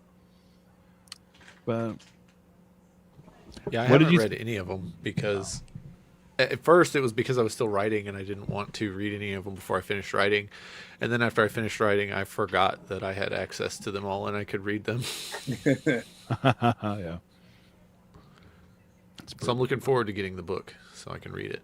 Who did I read? I read Jake's. I read yours. I read Jimmy's. And then I felt horribly inadequate after reading Jimmy's. Yeah, that was a mistake, yeah. Yeah. I read Eric's. I read Ira's. And I read Chris's. Those are the only 5 that I've read. So, What shame, Tim. You didn't even read mine? Dude, because you and Jake were going back and forth on Discord editing the thing. I was like, I'm gonna wait until this thing is in perfect condition first. Yes, it's worth it. You wait forever if you wait for it in perfect condition. Mm-hmm. No, I'm excited. It's gonna be. I'm gonna be watching my mailbox tomorrow. Yeah, I don't know if you're getting yours tomorrow. I can't remember. Aw. I might have done like delayed shipping on yours. I don't remember what font I used, to be honest, because it changed when Justin from Fathom Press reformatted it. He kind of did some tweaking, so I'm not exactly sure. Arial 1, what? Yeah. Levi's story is the longest, about 12,000 words and some change. I have the approximate numbers of everybody's story here because I was keeping up. I was like, I just want to know. All right, what's the approximate? Let's hear it. I'll let you know. If most everybody was hitting at around 5,000 words. That was that. Like 3.5, like 5.5 is around 5,000 in my book. Like it's in that range. There's only a couple people that got close, got past that. Andreas was 6,000. Jake's yours was 8.4. Virgil had 9.7. Mine was 12.6 thousand words. Yeah. Everybody else was around 5,000, more or less. How much shelf space does it take? I don't have it. Oh, that's a good question. I got you. It is a fat boy. Look at that. Well, it's got to be at least an inch and an eighth right there. I mean, it's 308 pages. So look at that. Yeah. I didn't measure it though, because I'm not a psychopath. You have to know these things. Come on. All right. How did this project start? I don't even remember. Well, can I fill that in? Okay, so this actually started, weirdly enough, I got an email at like 3:00 in the morning from Jimmy. And my phone went off. I look at my phone, it's an email from him, and I read it, and it said something along the lines of, I just had this great idea. Wouldn't it be amazing if we got a bunch of our friends from YouTube together and did an anthology? And then in brackets, also, I'm very drunk right now, so feel free to ignore this email. And that was it. That was the only thing he sent me. And then immediately the next day, because I think around the same time I posted like some kind of update video I was doing on my channel, and immediately the next day he sends me another email saying, hey, I didn't realize you were up to so many projects right now. Forget I said anything in that last email. And then like a month afterward, he must have sent the same email to Jake and a bunch of other folks. No, he didn't. Because, yeah, dude, Jimmy, we love you, man. He must have sent the same email to a bunch of other folks because all of a sudden, Jake texts me and a bunch of other folks and says, can we get on a Zoom call right now and talk about this? Because I think we should do an anthology. And he's like, I don't know where I got this idea. And so it was like 7 or 8 of us on a Zoom call talking about this. And eventually we just started inviting more people until there was 12 of us. Mm-hmm. And then eventually, yeah, as she said, we decided we needed a tiny bit of diversity. So Jake reached out to Andrea and got her on board. No, I became friends with Andrea afterwards. After it was already up and running. That's true. And so then I was like, hey, we're getting close to the end here, but do you want to do? That's right. She was the best to work with because she's like, okay. And then like the next day, here you go. Yeah. And every change she would make was instantaneous. Like, here you go. It was crazy how quick. Good night, Jimmy. You're the man. You're the man. Keep scrolling through these comments for a second. What are you wearing? Oh no! Of course he's wearing nothing. Of course he's wearing nothing. Isn't Jim a Canadian? No. That's the other Jim. Yeah. We're part of the Commonwealth together. That's true. Remember, hands geez. off, Snakey. It's called a wand. This is very professional right now. Todgerson just wears his bolo tie. No, I have a feeling Willie Todgerson Jr. wears his entire ensemble to bed.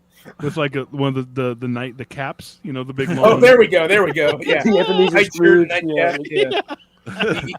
He's wee Willie Winky Todgerson. And now it is time that all us great science fiction authors have gone to bed to dream up more thrilling science fiction stories Yes. It's really You forgot to good. spaz out and then cut to black. Oh You're my You're god! reminding me to order sideburns. I'm going to say this live. I don't think I did. I think I said this earlier when we were just backstage, but I just want to say live. There is a moment in Sephiros's most recent video where he just holds up a book and doesn't say anything about it and freaks out and then throws the book and moves on to the next one. And I've watched it over and over again. It makes me laugh so hard. Mm-hmm. You're not hinged enough, Levi. Yeah. You're asking for it. Or when he holds up the picture of Jake in front of his face and Oh my God. accent, the Texan accent. The Texan accent. The Texan accent. I only got one word. All I got was wild. That's all you need, Chris. I guess so. I was We thinking know that's it's the you. sequel. It should be Wild Frequencies. When I was Wild. That's what we should have done. when I was in Texas driving around with Jake, I noticed that he said wild over. Yeah, because of you. You've introduced it into my vernacular. I've like quit it and cut back, and Jake is I taking say it it way more than you now. You make one cameo appearance on Jake's channel. The only two things you say are wild and duh.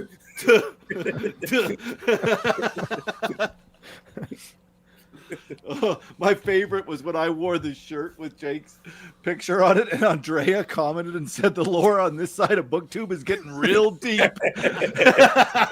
Yeah. Yeah. Sorry. I feel bad for people just now walking in and they're just That like, is the what unfortunate the heck thing. is happening with all these inside jokes? That is the unfortunate thing. At this point, they're gonna watch our videos. Like, what are they talking about? Who are these people? I've Just now going worn 2 shirts with booktubers' faces on Yeah. it. Nobody Oh, is safe. That's true. That's really true. Damn it. Is this You got to going start the- using it more. Is this going the way you hoped? I saw that. He's All in right. your vernacular. Gross. Well, I'll talk about Eric since he's not here. Must be with the kiddos. It was on deck 3.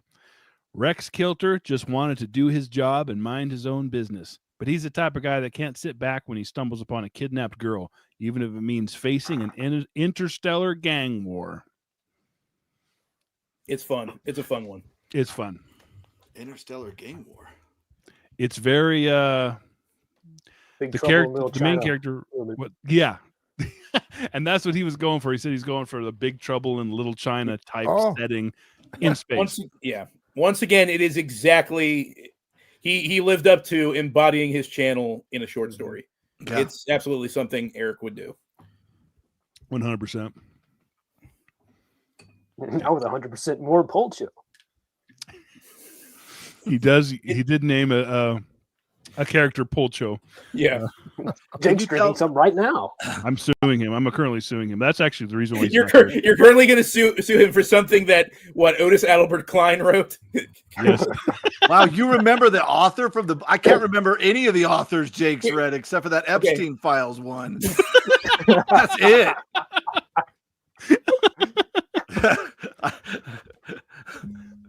Congratulations.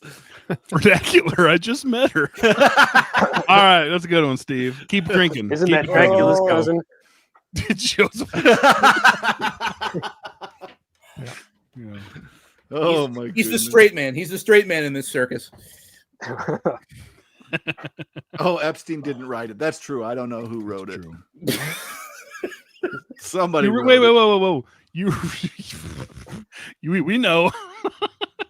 You really think Epstein wrote? Like you thought Epstein wrote it? No, but Andrea was making the joke that I said that Epstein book you read. Oh, gotcha. Yeah. Gotcha. How many times can we say Epstein on one live stream? Before we get demonetized. Oh, this is not monetized. This one is not monetized. So weird frequencies. Yes. Yeah, wasn't there a book or something we're supposed to be talking about? Thank you, Richard. Thank you. Richard was kind enough to write the intro. We're moving on, Steve. I tried. Richard was kind enough to write the introduction, which kind of made me mad. Like, I love your cartoon, but when I first asked you, you're like, I don't really write, but you can have like pick one of these cartoons or something, which is great. But I'm like, the introduction is great. I'm like, you can too, right, Richard? All right. The introduction was a little bit weird when Richard started mentioning all this business about an island, and I didn't understand any of it. Shh, we're moving on. Don't. I little tidbit though about that introduction. It did almost give us the title of the book because we were tossing around a bunch of ideas. We almost named it. What was it? Digital Void. Digital Void. That was close. Yeah. Here, one of my favorite things about that is that we mentioned, a bunch of us said, yeah, we like Digital Void. Of course, Nick cut in with, no, I don't like the word digital. He's what a hipster.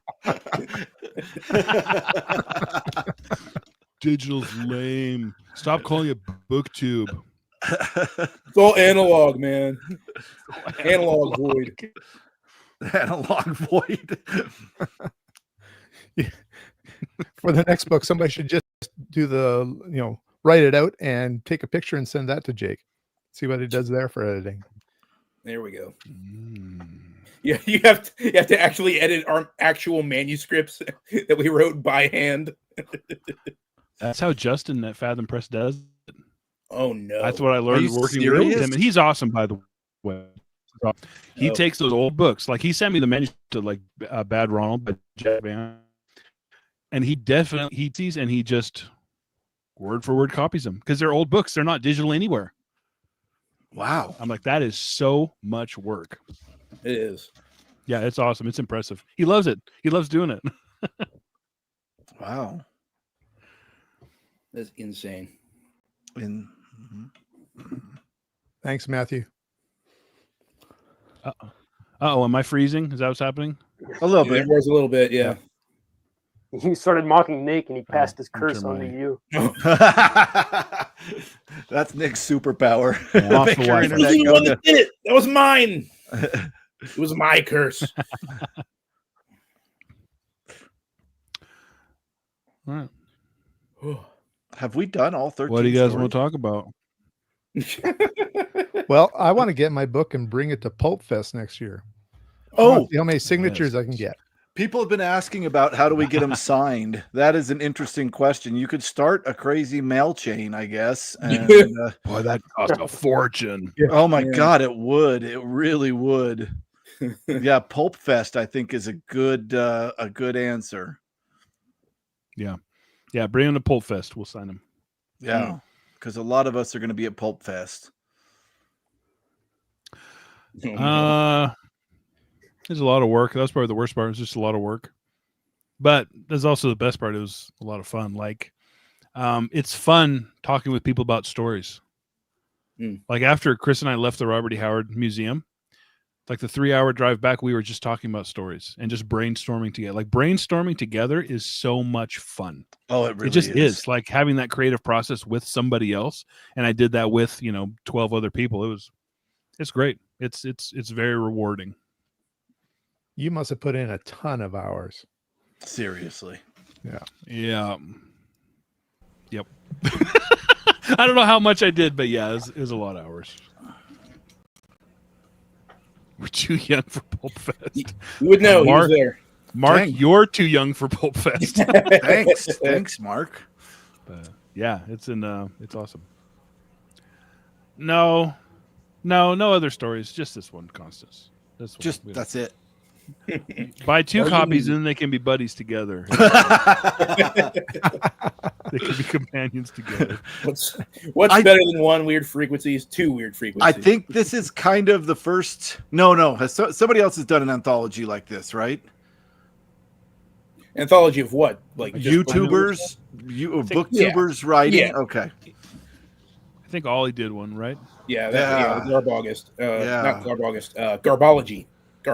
Well, Yeah. I love this idea because it, like we said earlier, it brings together writers and people that aren't writing or haven't written. That was cool to hear Ira say that this was the first piece he completed. Mm-hmm. Like, that's really awesome. Yeah.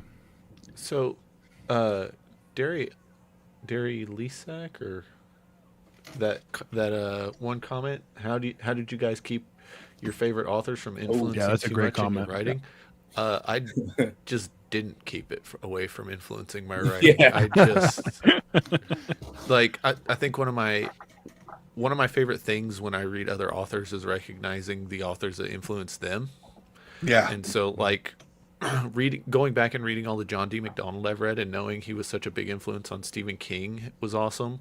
And then looking same with Glenn Cook, and so I just let the influences fly because I enjoy the reading a lot more when I see where it's coming from or what it's building on. Joe. Hey. Joe has done read-alongs with me for like over a year, and I'm currently reading a book called The Factory by Hiroko Yamada. Don't say anything, Jake. And Jake likes to make fun names. No, I that don't. I don't read. make fun. But Joe beat me to it this time. He's done with the book. I just mentioned it in a video. He's done with it, and I'm like 25 pages in. So, Joe, good job. That'll be coming up. Thanks for dropping in while you're working and saying hi. Yeah. I think that one user is Daryl Isaac. Mm-hmm. Okay. Yeah. There we go. How about the rest of you guys? This is a good question. How about the rest of you guys? In a similar way to what Joseph was saying, I don't know. That said, I never kind of check where my influences are coming from when I write stuff. I just let it go. At the end of it, if it is just like a little too similar to something like, one of my favorite authors wrote, I'm like, I need to go back over it. But I can definitely see that, like, with the finished product that I put out, there's totally like, some Robert E. Howard in there. That there's a gunfight that happens in the middle of that story that is 100% something that like was obviously inspired by like an El Borak story or something. I don't really mind letting my influences show. It's Nick on the chat the other day thanked me for being a few months older than him because I didn't know how to speed up a YouTube video.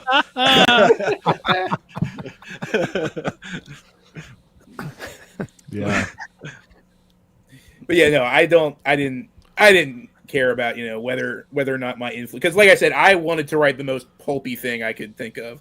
And so of course that ended up being a lot like something that, Robert E. Howard or, some of the other like famous pulp authors would have come up with in style, at least. I'm not going to say it's as good. I'm just saying in style. Yeah. I don't think I really followed the style of Bill Watterson, but I love Calvin and Hobbes. Just the innocence of it, and it can translate to something that can be very insightful or even deep, even though it's just a hilarious and funny little cartoon too. Yeah. Well, the thing is, I think if you go into it not necessarily trying to rip off one of your favorite authors or some other person you're influenced by, even if it ends up being like super reminiscent of their work, I think as long as you went into it with that genuine attitude, it's okay. Some of the greatest literature out there is heavily inspired by other stuff. So a lot of pulp literature is inspired by other stuff. I've noticed so many times reading H.P. Lovecraft, it's like, this is just an Edgar Allan Poe story, but it's great. He still makes a great story, even though it's obviously influenced by Poe or some other Gothic writer. You take that back right now. What? It is. Lovecraft does it too. Tim versus Robert E. Howard at a boxing match. Who wins? Robert E. Howard, obviously. No, they'd never fight. Tim would talk about how much he loved his writing, and Robert E. Howard would be like, "Holy shit, you like read me?" And then they would talk, and that would be that. There would be no winner. They'd go out for a beer. And lots of hugging. No, Robert E. Howard would go out for a beer. I'd be sitting there awkwardly drinking club soda. Then they'd fight. Tim, just say it was Indiana Jones. It was. I said that. Uh-oh. Thank you, Sephiros. Sephiros, listen, we can always count on you for the most insightful, deep, poignant comments. Poignant. poignant. This is a good question. Tim, were you influenced at all by your favorite author, Douglas Adams? No, It because wasn't I didn't English. read any Douglas Adams before I wrote this story. Thank goodness. How about you, Chris? Were you influenced by anybody or by any works in writing this? I'm always influenced by people. Yeah, like I said, I was going to start at an elevator, but then I realized that's how Murakami's book Hard Boiled Wonderland and the End of the World starts. So I was like, well, I can't. That's derivative. I can't do that. So I avoided that. But yeah, I think I'm Jake. You and I were talking about dialogue tags. And the fact that I don't do dialogue tags, and neither do you. That blew my mind when I was reading your story. I was like, I could have wrote this. Yeah, neither of us use dialogue tags. And I hated dialogue tags, but I couldn't really figure out how to get rid of them. And then I read this Murakami story that was like a master class in how not to use dialogue tags that I just ripped off. That I've used for everything I've written after that, which is not a lot. But yeah, you learn from other writers. I think you really do, and I think that that's important to embrace that. Not to get derivative, but to.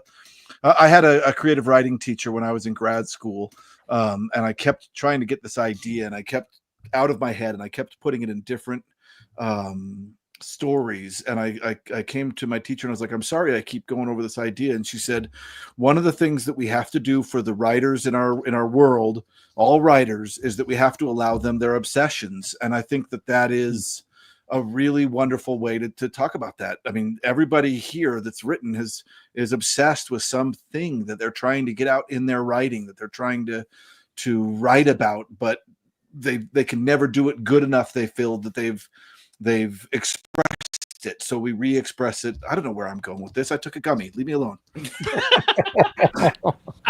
I was with you. I was locked in. So that reminds me of something in an interview. One of my favorite authors, Steven Erikson, he said that the only way you're going to read the fiction, the exact fiction you want to enjoy, is you're going to have to write it. Oh yeah. And that was like the worst thing I've ever heard someone say, because now I'm like, well, I guess I have to write what I want to read. But there's something about creating where you just have to get things out of your head. You have to clear them out. Even if it's no good, you're not going to show anyone else. Sometimes that's just the way it has to happen. Yeah, 100%. Mad Links, this is not the first story I've written. I've written about 11 novels. I've heard they're all amazing. They're all garbage. Straight up garbage. I want to read them. They will never see the light of day. No one will see them. They suck. I stopped writing about 10 years ago. No, more like 12 years ago now. And I've gone back and looked at some of these, and they're just like, my brother has one that I printed and spiral bound at Kinko's, the copy shop, and he won't give it to me. He hides it every time I go over to his house. I'm like, where is it? He's like, no. He's like, this is going to be worth a lot of money someday. I was like, no, it's not. This is going to be blackmail someday. Give it to me. And he won't do it. So no, it's absolutely awful. This is not the first story I've written. As far as influences for myself, I don't think so. And at least not that I can think of. Maybe that I'm positive there's like subconscious influences that I'm writing. But lately, most of the things I read are kind of garbage. And I've read a couple good things lately, but for the most part, it's just been like absolute trash. And I'm like, okay, I could do a lot better than this. No, Rob. No. Andrea is changing her original idea. We were going to go live and talk about our bad first novels. Yeah. But now she's saying we're going to read them. And it'd be funny to pick like the worst paragraph imaginable from our stories and read it. You're right. That could be funny. I don't know if you guys would be interested in that, but I think all of us have a bad novel out there somewhere. I have a finished novel, but it was lost to time. Was it my good? old computer that I wrote it on broke down and the file was all corrupted. Yeah. Oh, so you don't have it anymore? No. Oh, it was like 350 pages too. Wow. I lost mine and I just found them. I just found a hard drive that had them all on there. I was like, oh shoot, they're back. This live is happening. Happening. Back.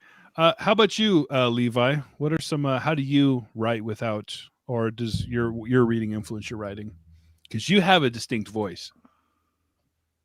Well, I mean, for this story that's in the anthology, it was last year I was listening to the audiobook of Shirley Jackson's House on Haunted Hill, Yep. or the Haunting Hill, however that title is structured. I'm like, that's cool. I want to write a ghost story. And then this whole project came up. I was like, I can write a ghost story in space. But then, like, ultimately, what I did has no resemblance at all to Shirley Jackson in the least bit, because I was off on other things. But like the novel I wrote, The Sunken Door, like, I'm pretty sure I've said this to you guys before. You can go through that book pretty much chapter by chapter and find out what I was reading the week I wrote that chapter down. It's Really? The influences pretty much just get transferred straight over into the book. Interesting. Shirley Jackson in space. I love that idea. That's fantastic. Oh, here's a These good. sound like pitches to people to buy the production rights for TV or something. Disney Yeah. wants Tim's story, I've heard. Oh my gosh! Wait, so yeah, They already have it. It's Indiana Jones. it's true. See, there we go. That's how that. Yeah, that's how They that's. keep remaking it. There's got to be another. Keep remaking it. They're gonna get it right eventually. Glock. How old is Harrison Ford? 90-something. Bring it back out. You can hold a whip. You can film a movie. Listen, more people need to read the 4-Day Weekend. The more crap I read, the more I appreciate. I've given you a copy. I was gonna Tim. say you gave me a copy at Pulp Fest. I'll read it is- eventually. It is so bad it's good. It is freaking hilarious. Sometimes after hearing Jake's reviews, I just feel so sorry for him that he has to read such crap all the time. Like, why does he ever get to read a really good book? But then you have I to found remember, some good Richard. stuff. Richard, you have to You did. remember he subjects himself to this. I know. He does it voluntarily. I liked the one you did recently where you said read to page 128 and then stop. Whatever that was sounded incredible up to Stand page World? 100. Yeah, by Yes, dude. yeah. I want to do that. I want to read it, stop, and review it on the channel and just pretend the rest doesn't exist. Do it. It's great. You'll have a great time. It was awesome. And then it turned to garbage. Right up to page 128. I want to write like O. Henry, but it ends up like oh shit. Yeah. Did Richard say sorry? Hey, now. Sorry. Come on. Sorry. Is that a That's Canadian Ira, pronunciation? he was just talking about how you were going to be an honorary Canadian, and now Yeah. that's out the No, window. yeah. I was gonna say, Richard, revoke his honorary Canadian Yeah, status. dang it, dude. Ira, do you want to pop back on? You can pop back if somebody else is. If one of you guys are done, nobody has to stick around. If I you guys can, want to, I can pop off if Ira wants to come back on. Ira, do you want to pop back on? You're welcome to. Or Andre, I know you're in your jammies now. You know, I've stayed up way too late. It's at least past what, 8 o'clock. Oh my gosh. Canadian bedtime. Yeah, I can pop off. Come back in, Ira. See you guys. All right. Thanks a Bye, lot, Richard. I Richard. love you, man. Richard's Well, Ira. Canadian. Did you guys know that? He's so Canadian. Dude, I was doing trivia with him when he was down here. We'd do the whole trivia question. Somebody would answer, and then Richard would go, and Canadian. For every person that was Canadian in the questions. It was awesome. Dude, I'm so jealous. You spent Thanksgiving with Richard. It was That's awesome. awesome. It was so much fun with Richard and his wife. It was great. It was great, and we did the whole traditional. It was funny because I was like, we'll get Chinese food, it'll be awesome. But then my kid was like, no, we got to get Grandma and Grandpa over here. We're gonna cook turkey, the whole 9 yards. Oh, So we geez. did the whole 9 yards. Mm. And then my daughter got sick and didn't help, even though she Oh. started the entire thing. Daughters. Jeez. It gets dark at 3 p.m. in Canada, though. It does. I did remember an influence for my story because what I did was I went back and looked at when I submitted the story and then looked at like my Goodreads to see what I had been reading at the time. And because the main character is just sketchy, I guess is the best way to put it. Yeah. And I was reading Jim Thompson at the time, so that explains that. I read wanted The you to Killer say Inside John D. Me. McDonald so bad. Oh, I did. It was if you put them in order, it'd be like tied for first would be like Glenn Cook and John D. McDonald, but that's mostly for the prose style. And then when it comes to the actual character, it's heavily influenced by just the sociopaths that Jim Thompson writes, and then Yeah. all of the action action scenes are inspired by like my favorite thriller writer, Mark Greaney. So Nice. Nice. Nick's gonna be on in just a minute. He's done partying. We'll see. That's awesome. We can hear from him firsthand how sleazy his story is. My cat's got the zoomies. Oh no! Everybody gives the video a thumbs up now. Thank you, Richard. Wait now. Oh wait, Richard's gone. I know. Sorry, sorry, Walt. That's why Walt came. I know. Gravy Nick or Nick Gravy? Nick What are you talking? Wait, Sephiroth, how late is it over there? In I was gonna say, is it like how late is it over there in Kiltland? No. or This Solid, is wherever you are? connected to Virgil. Virgil in the Discord was coming up with names for all of us. Oh, that's right. Based on our channels. And it was Gravy Nick for the book Graveyard. Gravy Oh Nick. yeah. No, That's- he's yeah. no, he's Nicky the Book Graveyard. Ain't that right, Rob? Yeah, Nicky the Book Graveyard. Oh my goodness. Anyway, so nothing. Don't worry about it. Ira's back. Here we go. Oh, now somebody's got to leave for Nick. You want me to leave again? no, I'll leave when Nick Is shows Nick up. coming? Okay. Nick's gonna be here in just a minute. He says Are we gonna have all three of the Ebes on here? he's doing his makeup right now. What's an Ebes? Electric, eclectic, Yeah, boring, something's not important. socialite. You better knock it off, Chris. You better All knock right. it off right now. All right. You know what an Ebes is. All right. I was an Ebes once. Exclusive, Electric. something. Ira, eclectic. weren't you our first guest? I He was think our second guest. Oh no, he was our first guest. He You're was right. our first guest. Yeah. I was The there for the OG. best book, though. Oh, yeah, okay. Read it- Okay. I read it right before I went to Texas. It was awesome. What did you read, Chris? I read A Spectre is Haunting Texas by Fritz Leiber. Oh yeah. Is it not good? It was okay. It's not Leiber's best. It's not Green Millennium. It was. We read C.L. Moore. That was awesome. That's better It than. was awesome. That's Oh better yeah, than that what was I the did. best. That might have been the best one we've read. Period. Electric Eclectic Socialite was my band name in college. Nice. Exotic book sleaze. Goodness. He's got it fixed, so he says. Goblin. exotic. I book feel sleaze. uncomfortable being here if Nick comes on because I was making fun of him earlier with the truck stop comment. He didn't see it. Shh, he didn't see it. Don't watch the replay, Nick. I think I've actually said that to Nick before as well. I think we. I left.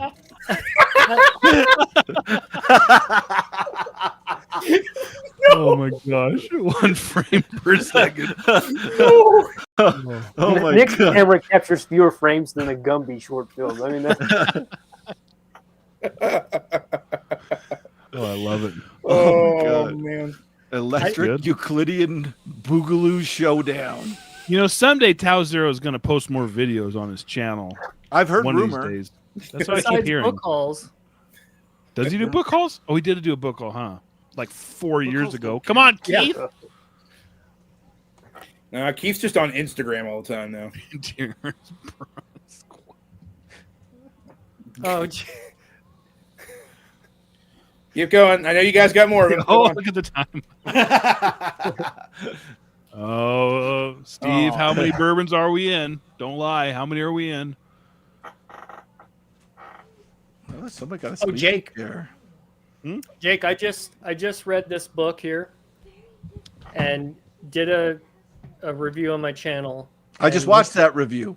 I haven't was watched just it. What's the thinking- name?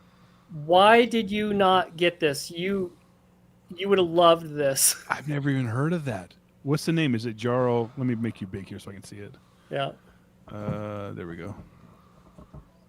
Oh, that looks awesome. It's a pseudonym, Manor Books, and oh my goodness, it went places you would not expect.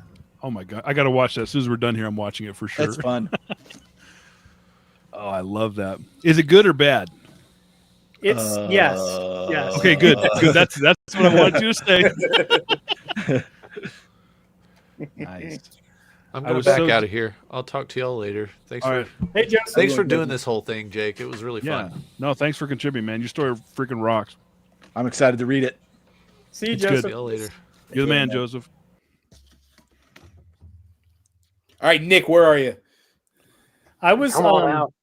there's like quite a few Texas-based science fiction books. I was trying to get Joseph to kind of be the authority on that Oh yeah. because there's a Spectres haunting Texas. There's like Zed in Texas or something. I think like you that. sent me that Texas one, didn't and you, Zed. Ira? Texas and Zed or something like that.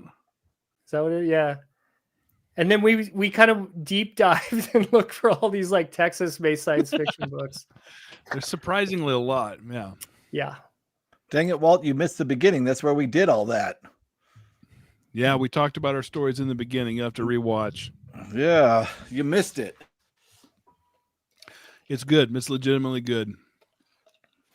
There's no duds, which is great because normally I've read so many anthologies, and they're like half of them are dud. Half of them will be duds. Oh, nice. I like the. No filler. I want to find one of every state because you just read The Shores of Kansas, Jake.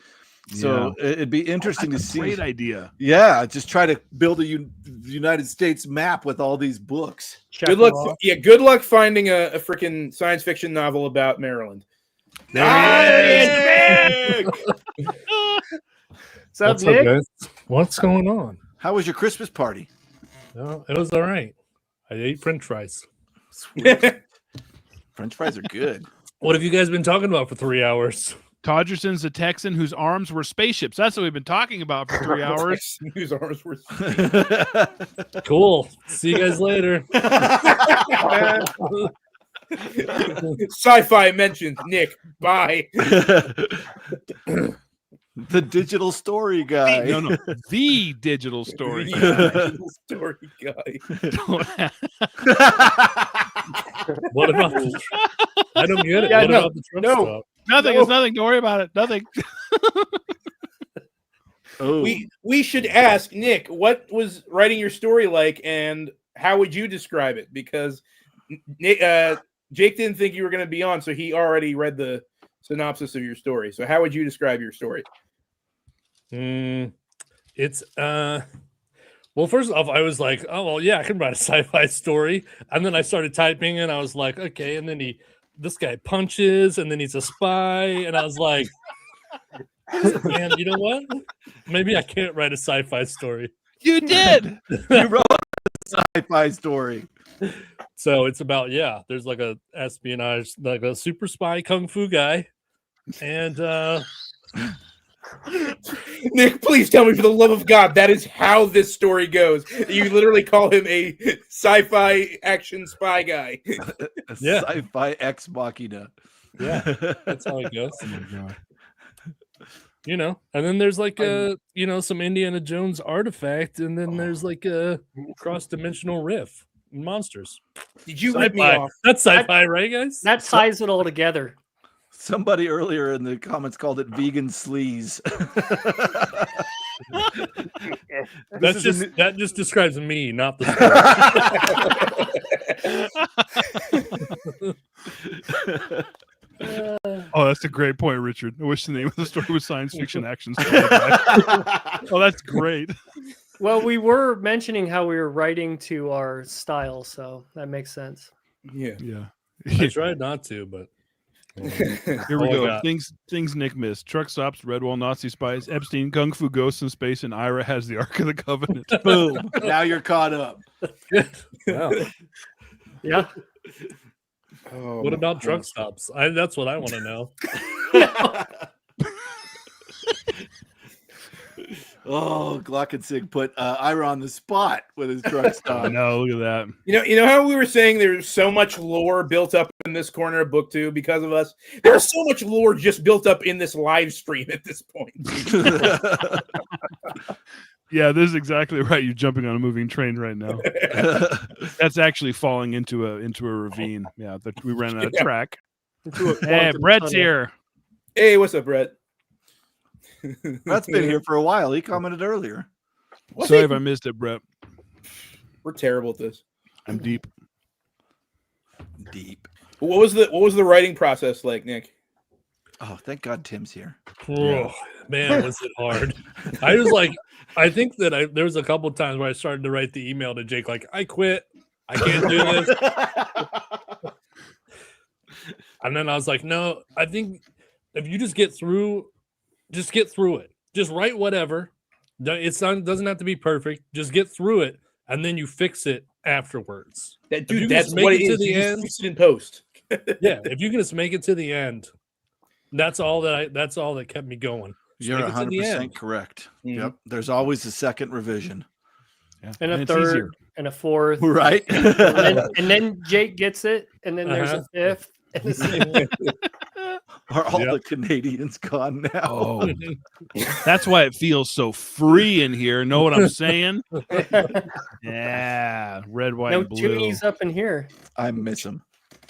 Right, drunk, edit sober.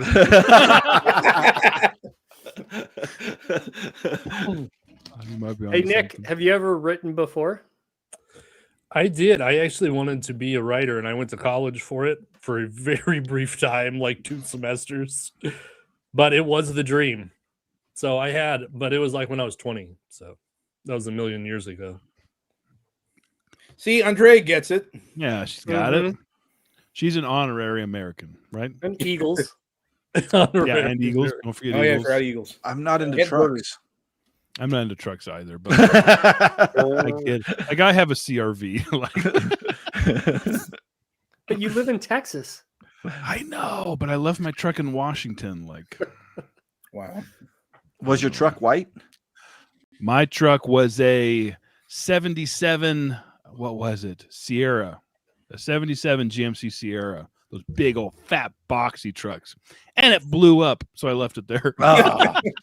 My buddy has a theory that you're only allowed to have white trucks in Texas because every time he goes to Texas, all he sees are white trucks. No, your buddy's racist. Oh. You guys are loud. I know. We've been going for Quit like yelling. 2 hours. I thought you were on your 3rd hour. No, just a No, second. 2 hours. Yeah. Yeah. 2 hours and 6 minutes. It's been going. Yes. Everyone in Texas has. Everyone everywhere in It's America. required. They give them to you at the DMV. That's right. Yeah. And they all play Dixie. And it comes with your license plate. Yeah. Dixie, that's the wrong way there, Tim. I know it was a joke, Nick. That's how Tim's story is. So many off references that are just this close, but not quite. It's close, but no, I'm sorry. That's not Dixie, brother. Have you ever seen the horns? Have you ever seen the horns on the cars before? I've seen the horns in the cars in Washington.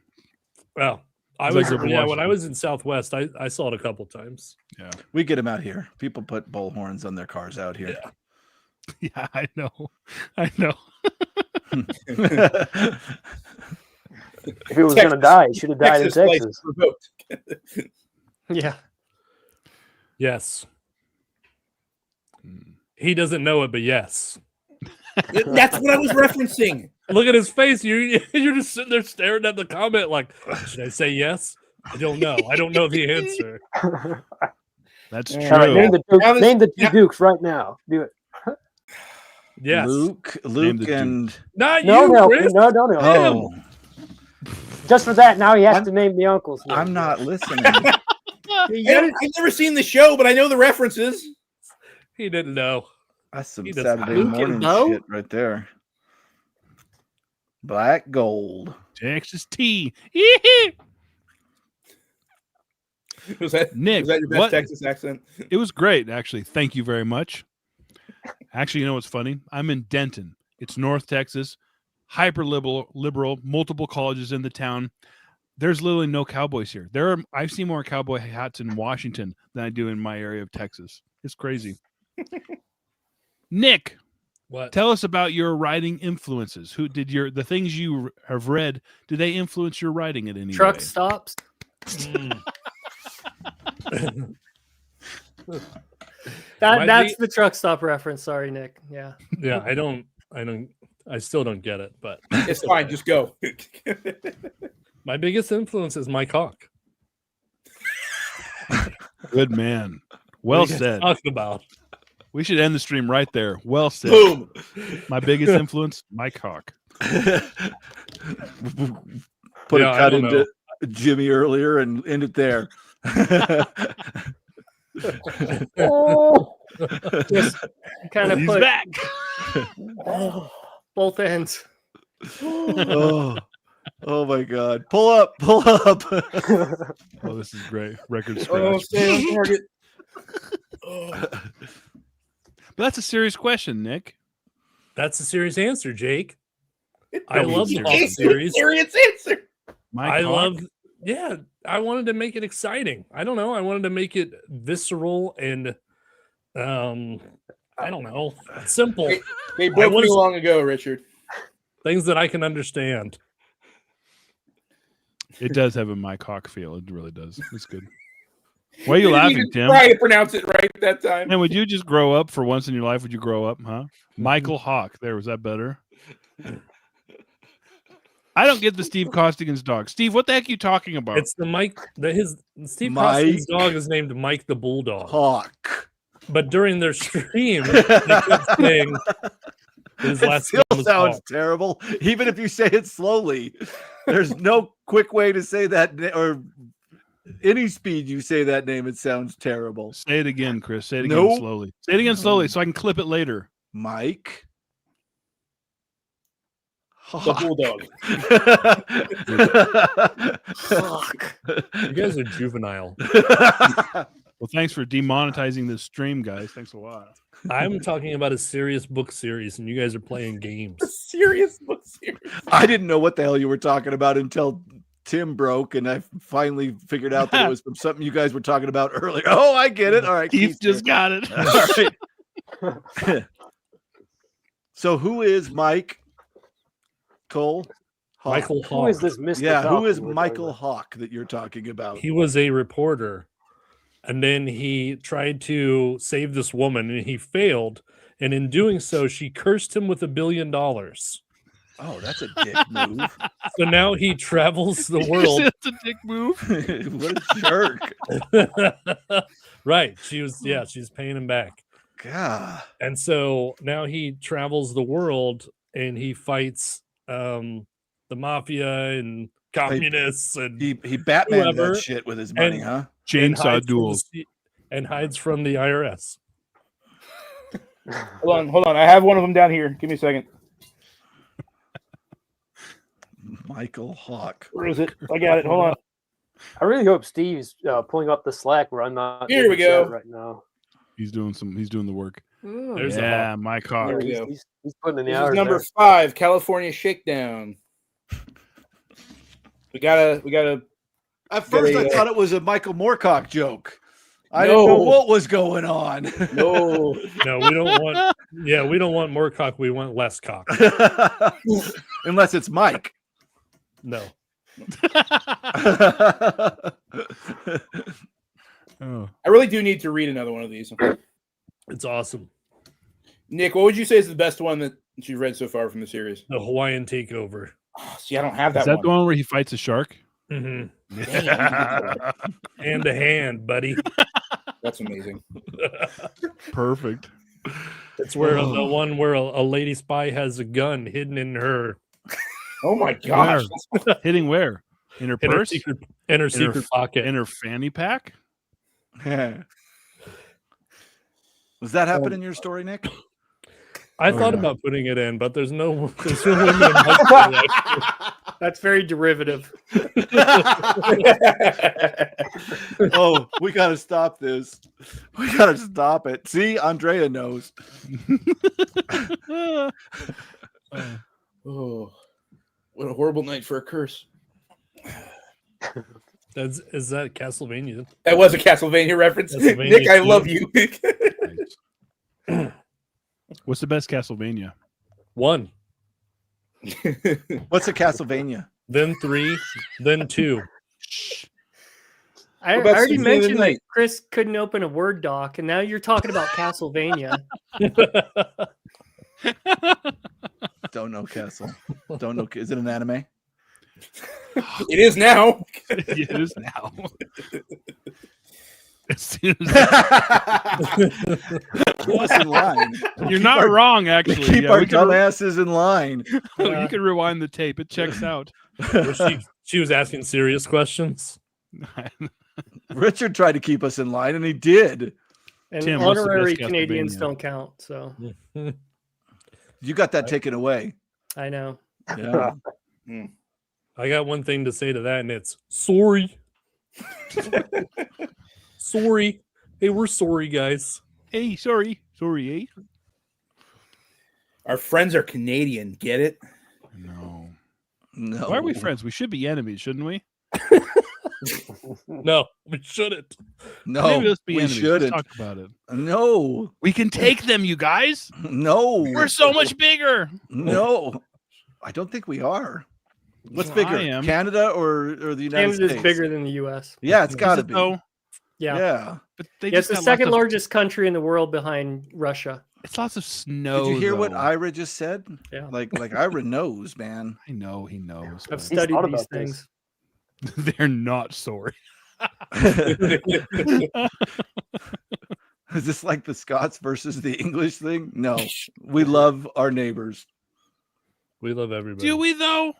Yes. Do we love them? What do we Yes. like about them? Hockey? Let's. Maple syrup? Yeah. Toonies, We love Toonies and Toonies. loonies? hockey. You like hockey? Yeah, hockey. No, I don't Hockey's like great. hockey. I like it when they start fighting. Yeah, it's legalized fighting. I mean, come on. I like legalized fighting. Oh, what's the name of that sport where it's only played in Barcelona, and there's a ball involved somehow, but it's just an excuse for them to beat the crap out of each other. Is that the one where they do the dance at the beginning and then they make the faces? Oh, it might be. I don't know. Castlevania's a video game. Yes, thank you, Chris. Thank you for No, catching up. Constance told me. She's Huh? helping you out, Chris. She is helping it's me out. Soccer. There we go. Got it. Sephiroth. Soccer. Have you guys ever gone No. curling? No, but it looks fun. Oh, it's awesome. Yeah. It really is.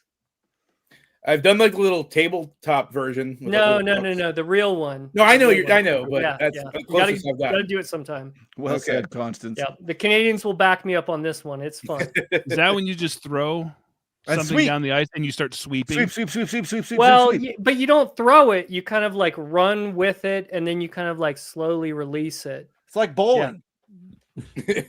Sort of. You're like sliding next to it, and then you let it go very gently. Yeah, the only And problem then is Canadian shuffleboard. the Yeah, only then the problem is sweepers the come in. sliding. I can't do the sliding. Not on Yeah. those little. No, thin they give you special blades. shoes. Oh, they do. Yeah. Oh, okay. I can do that. Yep. I'm just gonna let you all know that if we all play foosball, I will smash every single one of you.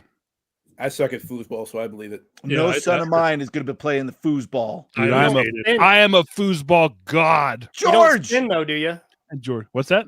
You're not a No, spinner, don't, are you? don't spin. Okay. But no I have spin. snapped twice. I've snapped players in half. Smash. Anyway, that's the wine talking. George, what do you think about weird frequencies? George doesn't read. He's a stupid dog. Oh. Are you stupid? No. He's not stupid. He's so smart. He's a lap dog. Wolf. He's a wolf. This is what this Best- live stream has become. Welcome, Nick. Yes. You missed all the good stuff, Nick. The comment says football is fun. Jake's playing with his dog. And Nick is like, what the fuck is going on? Yeah, this sucks. I left a Christmas party for this.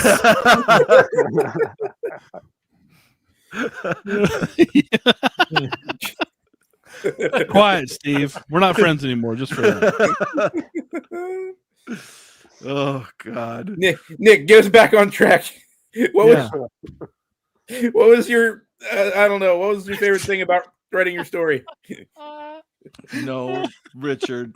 They're being mean. No, we are at war. How Bring it about on. this one? Gosh. Nick, what inspired you to write the scene about ripping a throat out?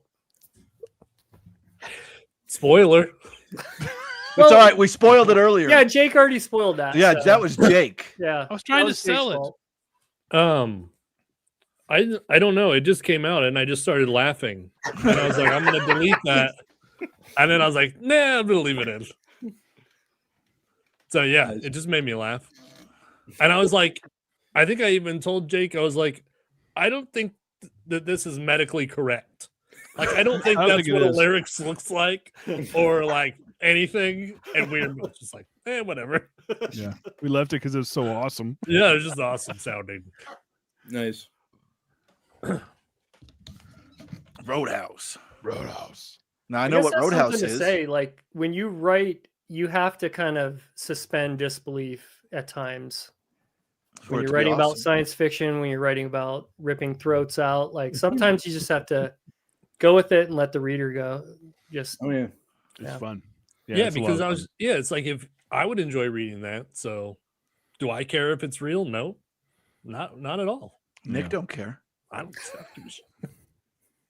I don't give a Make a review, put it right. That's badass. Like this, rip the throat clean out. Not Sorry, the dog. George. Only humans. You Only have a humans. character in your book called George too in your story. Look at that. I know, but it was before you got the dog. I know. Oh my gosh, that's how long we've been working on this. Jeez. We've been working on this since June. We We've have. worked on this a long time. Oh, he's a wolf. Oh. Yeah, there's pictures inside Goat Man. Pop up Yeah. art. There's a whole Richard- comic. Richard's comic, yeah, which Yeah. is really cute. And I definitely intentionally put it between the most depraved, terrifying stories of the whole thing. hopefully Jimmy's story doesn't have pop-up art. Oh, It keeps getting bigger. Oh no. That's true. What Andrea just said is true. It's too Hey, late. I'm willing to bounce out if Andrea wants to get back in. So No, Okay. she just wants to talk shit about me. I think we need Then some I told her it was Canadian- too late. come say it to his face, you Canadian. She's right though. That did occur. She doesn't love she's that good. No, I'm good. She's seeing how the stream is going. She doesn't want to be part of the rest of this. We need some diversity in here. Levi, I love how you still have your fake cigar. This- Oh, look, Levi's here.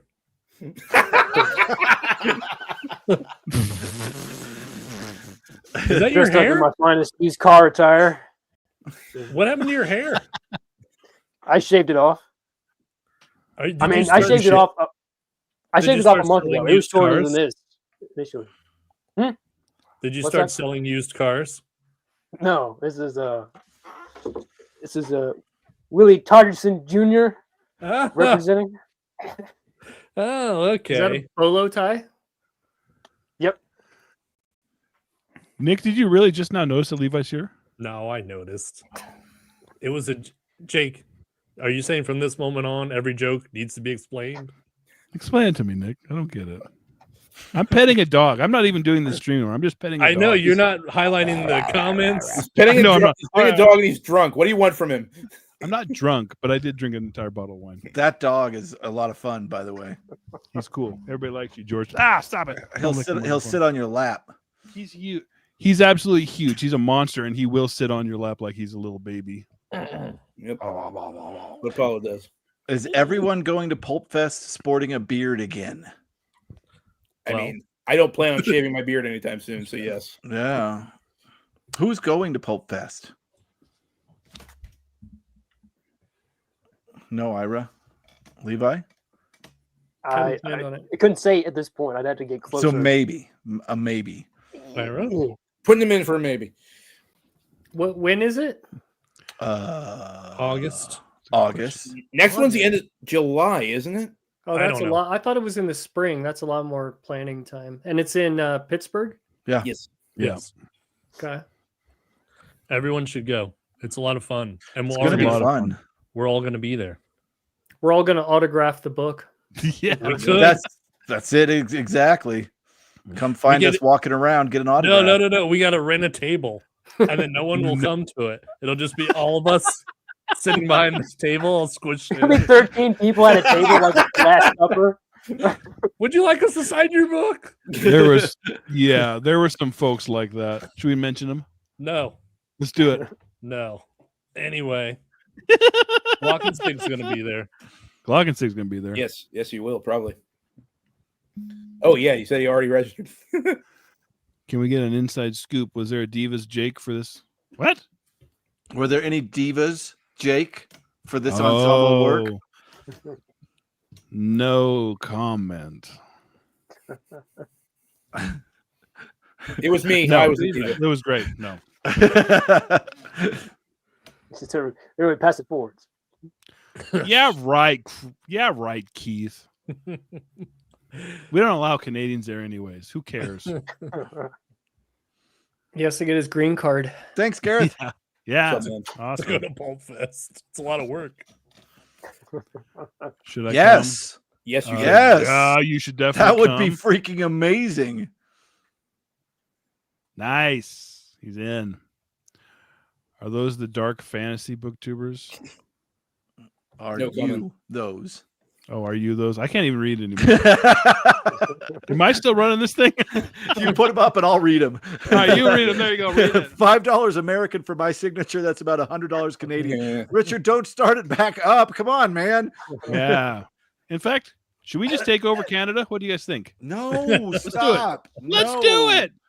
I'm Should we? losing my Ira, let's dang do it. voice. No. Who's going to stop I us? mean, they're not Richard? using it really.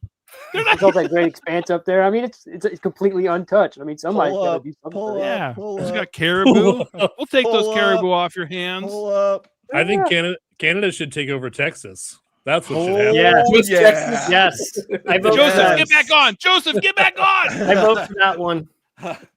They can have New Mexico too. I'd love it. Yeah, they can start importing snow, cool that place off. I would love some Canadian snow out here. We Oh had my a gosh, it was snowing today here in Maryland, and I hate it. I hate it so much. we had a one snow so far this entire season, and I got about like little patches of a couple of white drops, and that was it. I miss snow. It was snowing all day today, but in Maryland, it doesn't. It's not pretty, Christmassy snow. It's just slush and mud. Yeah, that's not fun. Hopefully, we go up to Colorado for Christmas, so hopefully I'll see Richard. See what you started. Hopefully, I'll get some snow there. This Is really this? is not. Yeah, I don't think we ever tried to say that. In fact, that's what brought Holy us shit, together. Glockensig, is that true? My Yeah. parents are up in Gallup right now. That's fun. There's some kind of little side balloon festival going on there right now. That's really interesting. A slide balloon festival? What's A slide balloon? side hot air balloon festival. What's a side balloon? Well, so there's the main balloon festival that happens here in Albuquerque. This and is then really there's these- important, just so everybody knows. Okay, go Then ahead. there's all these little side balloon festivals that go on in all the little towns I see. around. But the real one, the big one's in October in Albuquerque. Interesting. Gallup of all places. Nick, I'm sorry. Hmm. So weird frequencies. Yes, What's that? it's a book. It's a book, and I got Sounds wine interesting. on it. There we go. Did you spill wine on the Just on the only cover, but it's glossy. only version of the I got a Reader's Scoffer? fresh one coming. Yeah, but it doesn't have the gray stripe that's so important. Yeah, that's the expensive one. Yeah, that's the expensive one. Yeah, I could sell it. That's the Yeah. What could I sell it Well, for? no, you don't do it yet. Wait till it gets huge, and then Yeah. Ah. Wait till, as Andrea pointed out, we're #1 in science fiction anthology. Wait until Disney buys Tim's story and we're killing it. Oh my gosh. Yes. Yes, I was waiting for a space to say it, but you got it, Chris. Sorry. wait till Michael Bay gets Nick's story. Oh, there we go. I already told Tim I'd sell it to anybody, and they can do whatever the hell they want with it. Hell yeah. I get seriously. paid. 100%. Like I said earlier, I didn't even check what Jake did to mine. So once it was written, it was out. I put some slurs in it. Oh, I had God to. damn it. I had to. It fit I hope thematically. that's It's- There's a lot of anti-Canadian sentiment. No. Yeah. No. You It's guys real still subtle on. though. It's real Joe, subtle. Joe, it's gotten bad. Go back It to has work, gone bad. Joe. It's not worth it. It's not worth it. Oh, that's No. true, Glockensig. Dang. I forgot. Yeah, that's true. That's where I went to got one of my degrees was from good old Wyoming, Laramie, Wyoming. There's some snow out there. It's like 7,200 feet. You just say 7 to 200 feet? Nope, I said 7,200 feet. It's the wine affecting. It might be the wine because it sounds like Chris is just saying words and they don't mean anything. Well, I had a gummy, so it could be either of us, really. Could probably both of us. That's why everybody's looking at us the way they are. That's Is right. it possible to get a contact high through a computer screen? We're hotboxing the internet right now. Yeah. Hey, anybody in the comments? Do you guys have any other questions or comments regarding weird frequencies? This It's a good question. No, not t-shirt weather. By the way, Nick, did you read anybody's stories yet? I read half of Jake's and some of Okay. Jimmy's. Oh, Because- Andrea, nice. Sorry. Thank you, Yes. Andrea. Thank you. Yes, Nick designed the lovely font for the cover. He did, which is He also freaking awesome. figured out where to put the picture Mm-hmm. Yeah, and where to put edited by Jay Swick on it. it's me. That was Okay. all Nick. Like he All could have me. put that on the right, but he put that on the left, and that was a better choice. I did the back too. Show the back. Show the back, damn yeah. it. Back. I got a question too. The art there, is that like part of the I- painting too? Never seen that back. Yeah, Yeah. Is mind that like the bending. lower half of the art or something? I don't know. I was just talking to Jimmy about it, and he said that he could use parts of the painting. So I don't know which parts he did. I'm pretty sure, I could be wrong about this. He'll have to correct me on it. I'm pretty sure he made it like a wraparound almost, but like folding back around in on itself. So like those two like pipe looking things on the back. In the original version, I think those are the sides of her helmet. I'm pretty sure. Here, I'll make myself big real quick. Then we can all. Yeah, yeah, because this is a kind of, it's a very landscape style painting. Yeah. Mm-hmm. So it's quite a bit. It's quite a bit bigger and it's cut down here, but it's absolutely gorgeous. Like, I'm jealous of Jimmy, News from the Geldings. Mm. He's one of the guys who's like good at everything. Dude, Uh-huh. he paints beautifully. Awesome. I have one of his paintings. Want to see it? Yeah. I didn't Good realize one. you had it that handy. He was literally like hanging up on the side of the wall. How long you been holding that? don't know. Waiting for him to come up. I've been physically holding it in my hand for months. Just glad Just it's one of waiting those to show it off. human things. Finally, an opportunity. Uh-huh. Keith asked a real question that I'm sorry, Keith. Oh, we had a real question. that actually makes sense. Dang it. I'm finding it here. Oh, is it this one? Oh no, it's this one. How was the rewriting process for your stories after they were written? That's a good question. I'll take that one first, I guess. When you write a story and try to finish it, you find out how many inconsistencies you have. And you have to go back and try to sew up all those little seams and make it make sense. And then in the end, you're still not sure you got them all, but that's my process. I have to write to find the ending of my story. So once I'm done with my story, I have to go back and rewrite the whole first part to match where I was brought to for the ending. Strange, but true. Because I sit down and write without knowing at all where I'm going. In fact, the story that I'm doing for the horror anthology right now is the first time in a long time that I've had just an idea. And now I'm going to sit down and write a story about the idea instead of just sitting down and writing to figure out what I want to talk about. What do they call that? Is that what they call discovery writing? Pantser. Pantser. Pantser, writing at the seat of your pants. Writing by the Okay. seat of your pants. Yep. Instead of like an outline, my mind is way too analytical to try to do that. I have to have like a outline. I have to have the whole thing in my head, and then I try to write it. That actually ruins it for me, interestingly enough. Really? Yeah, whenever I have a good idea, I F it up every time. If I just write from the start, I'm good. But if I have a good idea before, I never do it well. But that works for your story, Ira, because there is no fat in your story. Like you can't add a line or take a line away that it would help it. It's literally as it should be. So that works for you. Anybody plotted out their story before writing? Asks Richard. I think Yeah. Ira did. Yeah, for sure. I did not. I did. Nick did. I knew the ending before I started. Tim? Yeah, I'm trying to think because I wrote that thing so freaking fast. It was like 3 days I wrote that thing. Well, I Tim's think I had. at first he had to sit down and watch Indiana Jones again. He's taking notes. Like, okay, all right. Okay. When he jumps off the train here, he's gonna. Uh-huh. No, but like, I mean, I mentioned it early in the stream, but the first draft, the one that I didn't send to Jake, was a little bit different. Like I said, the character was a lot different. I think I had it planned out. Like I said, I basically knocked this out, or most of it out in one sitting, and then next couple of days was just me touching it up. I honestly can't remember. I flip back and forth when it comes to like planning things out, or just like you said, going by the seat of my pants. There have been some stories where I have no idea where they're going, and there's other stories where I have to plan it out. So I'm really inconsistent with that kind of thing. Jake, did you have yours all planned out? Did you already answer? No. And mine was a little trickier because it's a mystery. And so like I have to put clues. And so I wrote out half of it till the reveal of the killer.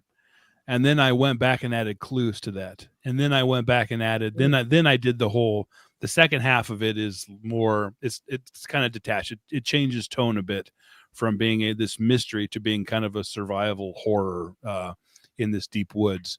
And so at that point I changed gears. And so I did that afterwards. But Okay. I kind of knew where I wanted to go with it and how I wanted it to end. Because it ends with a kind of like a full circle. I like that. But so I planned it out, but it wasn't strict. It was like I planned it out, but then as far as the actual mystery and stuff, I felt that out as I got there and then came back and added clues. It was a lot of fun. I've never written a mystery before. And so that was actually a lot of fun and way more cerebral than I thought it would be. I feel like writing a mystery would be very difficult. I agree. I've never done it, but there's so many rules. Like yeah, when I watch a whodunit, like I'm always like, okay, they're showing this person to be slightly guilty early, so it's not that person. I mean, it's like like people get freaking intense with trying to figure those things out, and I just don't think I could be that sneaky. I think everybody would figure mine out too fast. Eric, do you want to jump in? Yeah, seriously. Let us know if you want to jump in and talk about your story. See you guys. Oh, all right, Ira. Hey, Ira. You rock, man. Yeah, you do. Okay, calm down, you. Oh shit, another doggy. Apollo. Here's a good story. Did anybody try to get into the pulp writing mood via music, wearing a suit, bottle of whiskey, etc.? Well, I kind of touched on this. I was listening to a lot of John Williams soundtracks while I was writing mine. And just because it was set on a train, I was listening to Crazy Train like 18 different times while I was doing the train scenes, which is kind of sad because a couple days after I finished the story was when I found out that Ozzy died. So Yeah. I don't know, a little bit weird, sad serendipity there.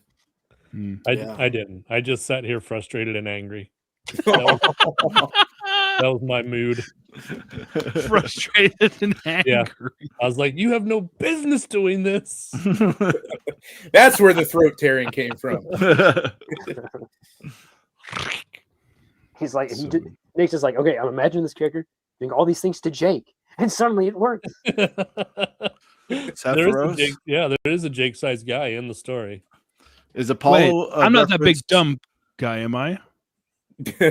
You bastard. Was Apollo a reference to? No, Apollo was named because he was originally my sister's dog, and she and her ex-husband always used to name animals after Greek gods for some reason.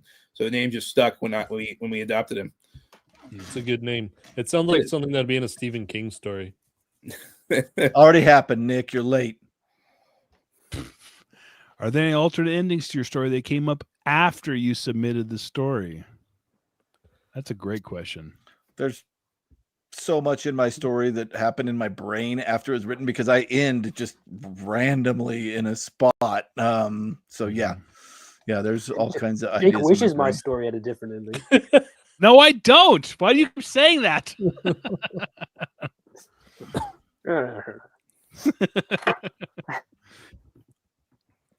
Yeah, no, I think I was just happy that it was done. I was like, I'm done. I'm done thinking about it. Me too. I didn't know. I didn't. I was happy with my ending. Is it 7:30? I'm gonna go eat food. All right. We've been going for 2 hours and 40 minutes. It might be time to shut her down. Yeah. I was in a bad mood with my first. What?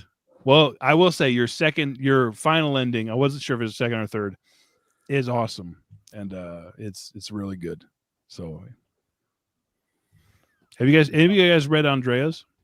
I've not yet. I've only read Jim's. You have, Levi. I would have read Ira's first, but I couldn't open the document. My computer will not open .docs. I'm serious. And Jim sent me a PDF. Yeah, it wants me to buy it. My computer wants me to like sign up for Microsoft and buy it in order to open .docs, and I don't want to do any of that. Just buy it. No, they want a monthly payment for it. No. Do you have to slug through the writing? Yes. Pull out some necks. What is the time estimate before it's a New York Times? Andrea's, yeah, she's gonna single-handedly take this to the top. He's ordering 10,000 copies right now. Yeah, let's do it. Well, there is a Brundage cover on the line, so Brundage covers for everyone if it's not on the New York Times bestseller list. Well, that's right. We set it on stream now. That means we need it. That's a great idea. I think if every one of us just read our story, that would be super cool. That would be cool. That would be cool. We touched on this in our group chat, and I need it to happen. I need Jim from Mystery and Mayhem to read my story. It would be perfect. No, we all got to read our own. I know. That would be cool too, but I just want Jim to read mine. I'm sure he would read yours. I'm sure he'd be down. Yeah, he does have the best voice. Even though I won this year's best voice on YouTube, he did win last year. I want to recount on that. Yeah, me too. Actually, Virgil was talking about his brother being open to read it. He has a very cool voice, very unique voice. Yeah. His brother or brother-in-law. Maybe it's just Virgil. It could have just been Virgil, right? Virgil, probably just Virgil. As far as we know, it's probably just put on his vampire voice. I'm gonna write mine into a script, and then the Check Your Shelf boys are gonna do a radio drama of it. Oh, there we go! My God, that would be awesome. They were just talking about radio dramas in their last video. The Hope Hodgson video. They did a radio drama of one of his stories. Steve, you still there? You hearing this? I'm not editing nothing.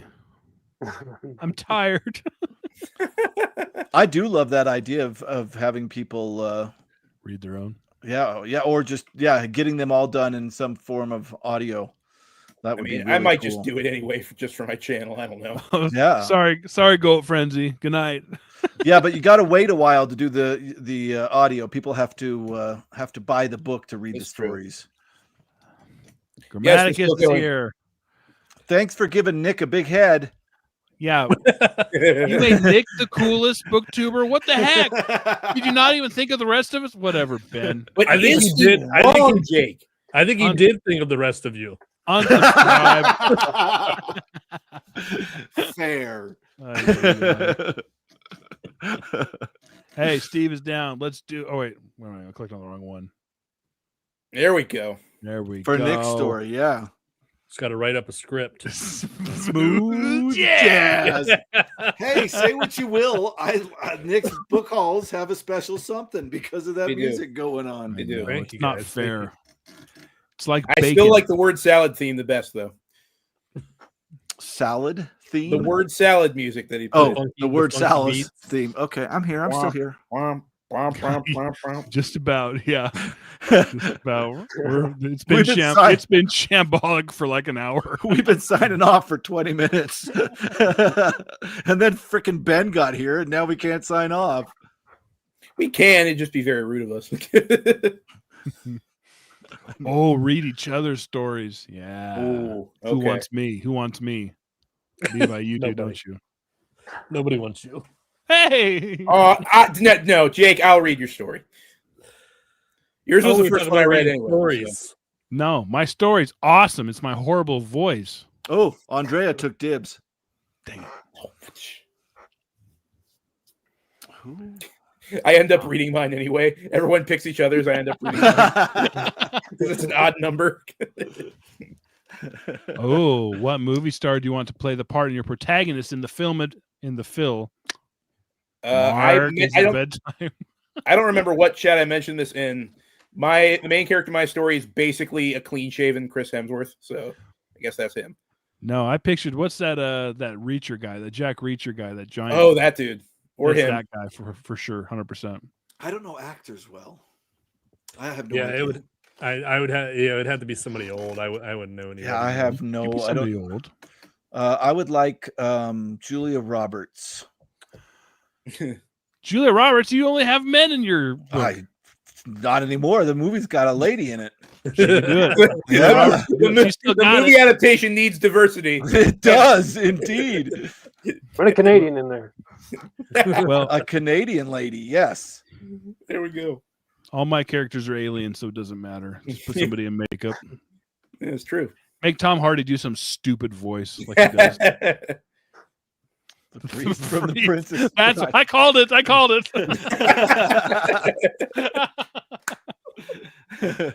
Weird frequencies. Weird frequencies. My main character is named after Grammaticus. It is true. What? That's What? He's named Grammaticus? No, Ben. He's named Ben. Alan It Ritson. says it just Ben. I don't know who that is. Marriage. My wedge. My Wedge. Boy, that's a great movie. It Let's is go a great watch. movie. Let's all just go watch that. We're gonna be done. I don't know who that is, Constance. It's going too Oh, fast. I recognize the It name. is going too fast. All right, should Oh, we so call it is this starting up. everybody? What? Levi finally said something. Probably like, okay, we're done. Levi's like, hey. Hey, Go ahead, yeah, Levi. Go I ahead. say it off there. I just heard that. What? Weird frequencies. Available now. Yes, call it. Oh my god. Where's Andrea? That's how you leave a room. I know. Just slams her laptop shut. I know she just slammed it. In stores nowhere. Stores? It's true. You did go, Frenzy. Yeah, you made it. I didn't even make it to the end. I left for a second. I gotta say though, what is this bromance happening, Levi, between you and Steve? Let's talk about it. You paid Steve, didn't you? Yeah. There's meat Steve pies was, involved. Mince pies. Must be my long lost father or something. Like he's just quietly trying to like reintegrate himself into my life. So I don't know. Yeah, for sure. Dramatic. Oh, nice. Dramaticus. There we go. Dramaticus. Oh my god. I'm easy. All right. This is pure chaos.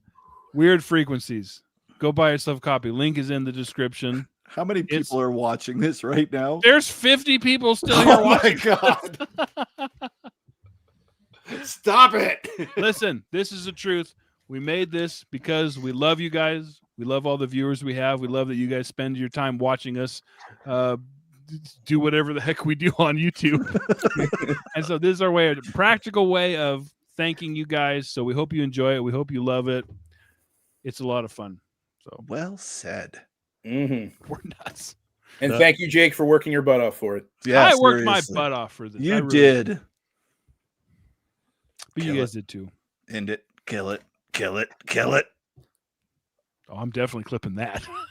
Thanks, Chris. You bet. All right. Oh, wait. We got to put this one up first. That's where you got to end it on with that. Right here. There you go. Bam. There you Not- go. Not this one. No. This Yeah. There we go. one. Not this one. No. This Yeah. one. All right. Thanks, everybody. Have a good night. Buy the book. Stuff them in your stockings. Take that however you want. All right. We love you guys. Wave awkwardly.